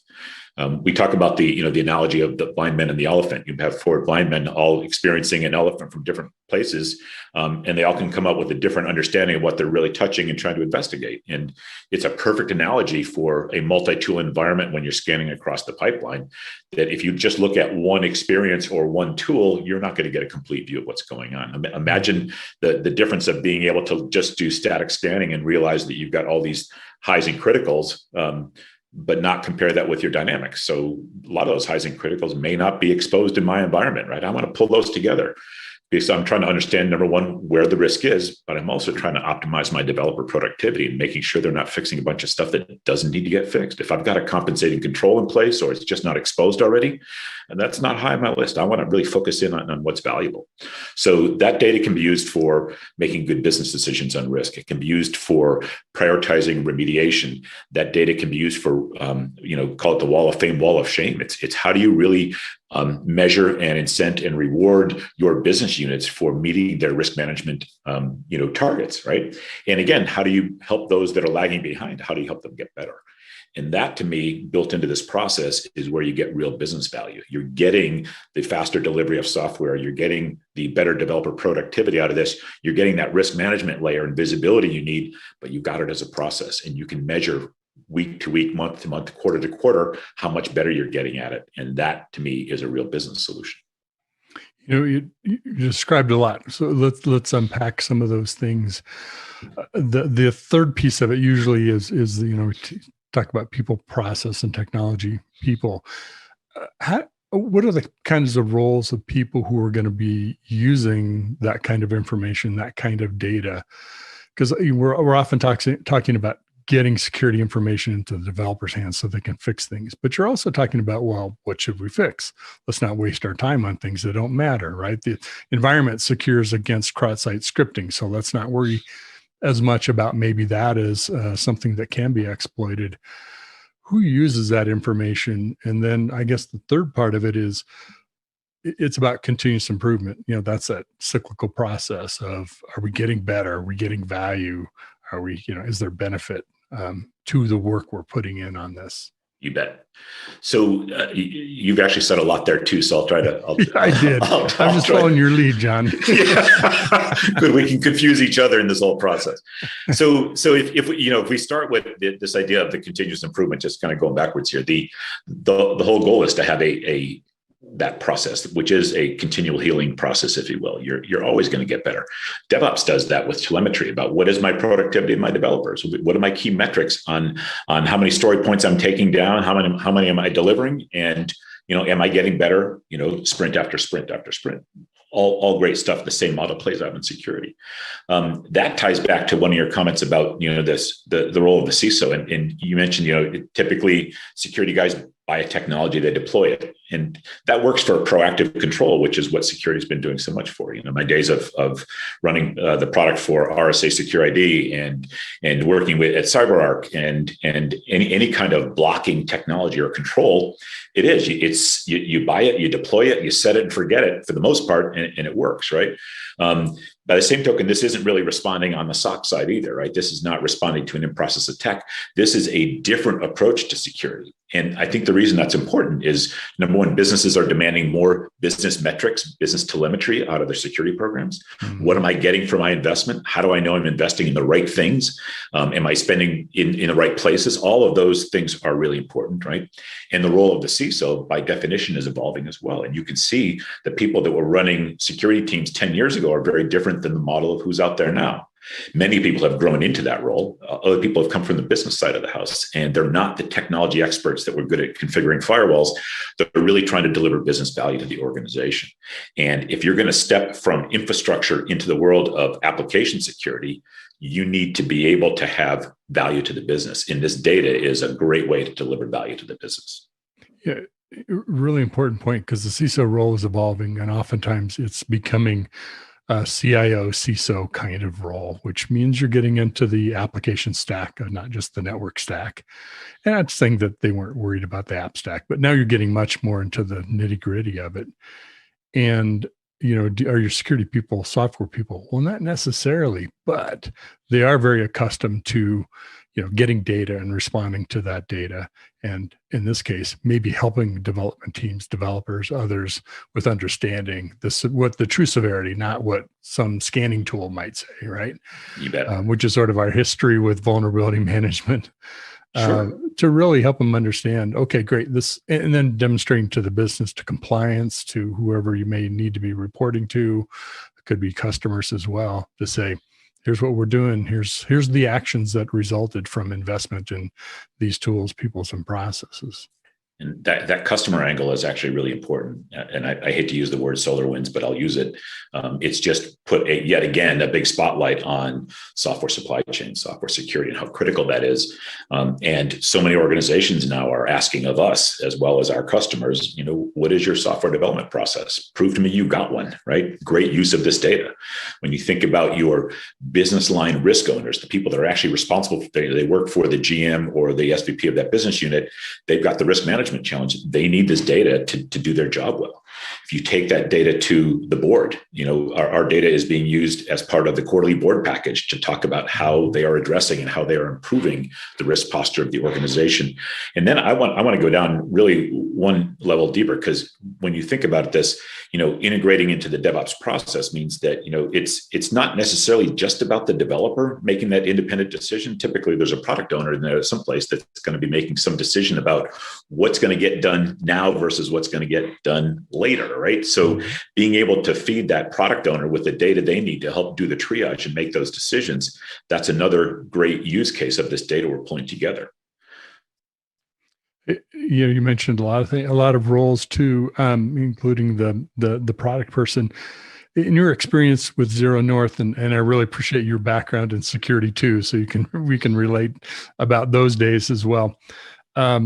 What's most often when people come to Zero North and say, "Hey, we need your help. Here's what we need your help with." Is it the software team? Is it the product team? Is it the compliance group? Is it the CISO, CIO? Usually, what's that initial driver for engaging with you? Yeah, there's probably two different ones we hear most commonly. One is, hey, I've got a somewhat mature program. I'm running 2 or 3 different tools. I can't make heads or tails out of the data, or if I try to do it, it's manual. I can only do it once a quarter or once a month. It's just too labor intensive. So I think I'm getting good. I've got a decent process right now for scanning, but I want to start pulling that data together. The second use case is those that want to start out on building what we would call a federated or a shared governance model with their, it's led by the security team perhaps, but they know they've got to bring in the business line owners into this process, or business line risk owners into the process. And they say, hey, can you help me get data out there so I've got a single source of vulnerability truth for my applications, and that I'm looking at the same data that they're looking at. We're all making decisions off that same set of data, so we can build a governance model that makes sense. The security guys want to work in partnership with the business owners and the people that are actually doing the software development and the risk owners in the business. But that relationship is going to get built on having really good data and everyone using the same data. So I think that's another use case. The third one, which is a variation of that, is people that are coming in and really saying, hey, listen, I need to go to full DevSecOps right away. I know that I can put this layer onto this layer of reporting and analytics on top of my current tooling, and that's a great start. And I'm going to build this over time. It's a fine strategy. Other people are coming in because they're just getting started, or they just have a business imperative to do it. And they're saying, we're going to DevSecOps right now. And we want to do the pipeline integrations as well as the reporting and analytics that we've been talking about, so that I do get that data in real time. I do have a consistent scanning process. It is automated. I don't have to worry about the developer forgetting or not doing it. And I'm going to get that data value out of this in that particular way. Yeah, help me accelerate through the learning curve instead of making all those mistakes myself to get to DevSecOps, if you will. You bet. Second example, especially kind of is a multiplication of the first one, which is you have dev teams with all this data. Maybe it's primary group. Usually it's multiple, right? How do you pull it together into something? They can't make sense of it. How do you do that across the enterprise to meet compliance requirements, or even just your own internal assessment and reporting up the management chain, maybe to the board? You bet. If you step back, the biggest concern we get out of just about everyone we talk to is a CISO or a risk manager saying, hey, help me, I'm flying blind. I don't know what highs and criticals I've got in my production environment right now. I just don't know. I don't have visibility into it. And for me to get it, it takes too much effort. And once I get it, it's outdated because it's 30 days old. And I'm pushing code every day or every week or whatever it might be. And that is the primary motivator for so many people who just say, give me that visibility. And that's the starting point. And then at least I know what I'm dealing with. And then I can start building out a program that's going to help me address that over time. You brought up SolarWinds, so I'll bring up COVID. What have you seen happening over the last, 12 to 18 months with the acceleration to the cloud, acceleration of digital transformation projects? Has it taken these same issues and just, made them even more visible, critical to address, or is it new problems emerged? I think it's more of an acceleration of the entire process, right? So, in general, COVID has driven people to be more comfortable or more reliant on online relationships with their customers, with their partners, with their employees. And that means more software by definition. So as digital transformation accelerates because of more online interaction and new business models that this opens up, it's just really accelerated the pace and some of the maturity of people coming. The types of questions we're getting from our prospects now are much more advanced than they were a year ago. And that just shows that the market is really getting smarter about this. And they're kind of moving beyond the tool only approach to say, okay, how do I get some business value out of this that can really, really help us move our risk management program forward? That's one of many indicators I see, kind of data points that are saying the technology groups, the software groups are getting out from under looking at themselves and trying to get aligned with the business and meet where the business is headed. And as a big consumer of software, as we all are in our lives today, I'm really happy to see that, right? I mean, that's what I want. I know it's going to take bringing the two together and working cooperatively in that federated or shared model to make this work. And I'm really happy to see that kind of a progress because like you and everybody else, software just drives so much of our daily experience. It is. You can't do much without it these days. Well, it's been great talking with you, John. Where can folks learn more about Zero North? Well, that's easy. zeronorth.io. We'd be happy to talk to you. Take a look, see what we have. And if we can help you out or you want to hear more about it, we'd love to chat with you. Thank you very much. I think we've had a great conversation. Hopefully that'll spark some folks to elevate that conversation with you and the Zero North team. So take care. We'll talk to you again soon. Thank you, Mitch. I appreciate it. You bet.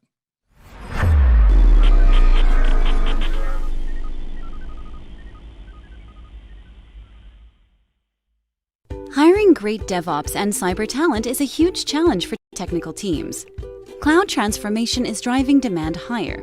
You've tried doing it yourself. Job boards, LinkedIn, didn't work. Recruiters are an option, but who do you trust and not waste your time and money? RecruitOps is the new way to source engineering talent. From MediaOps, the people behind DevOps.com, Security Boulevard, Container Journal, and more. We sit right in the middle of the hottest positions in Dev, Sec, and Ops, and the brightest minds in the field. If you're looking for a great position or the talent to fill it, we can help you. Trust us, risk-free. All right, that wraps up today's TechStrong TV broadcast. I hope you enjoyed every single one of those interviews as much as I did. I'm always amazed at just the level of quality of the guests we have on TechStrong TV and the insight that they bring to the conversations. I just love it. And we'll be back on Thursday with a brand new broadcast for you. Until then, I hope everybody has a great day. And please, whatever you do, stay safe.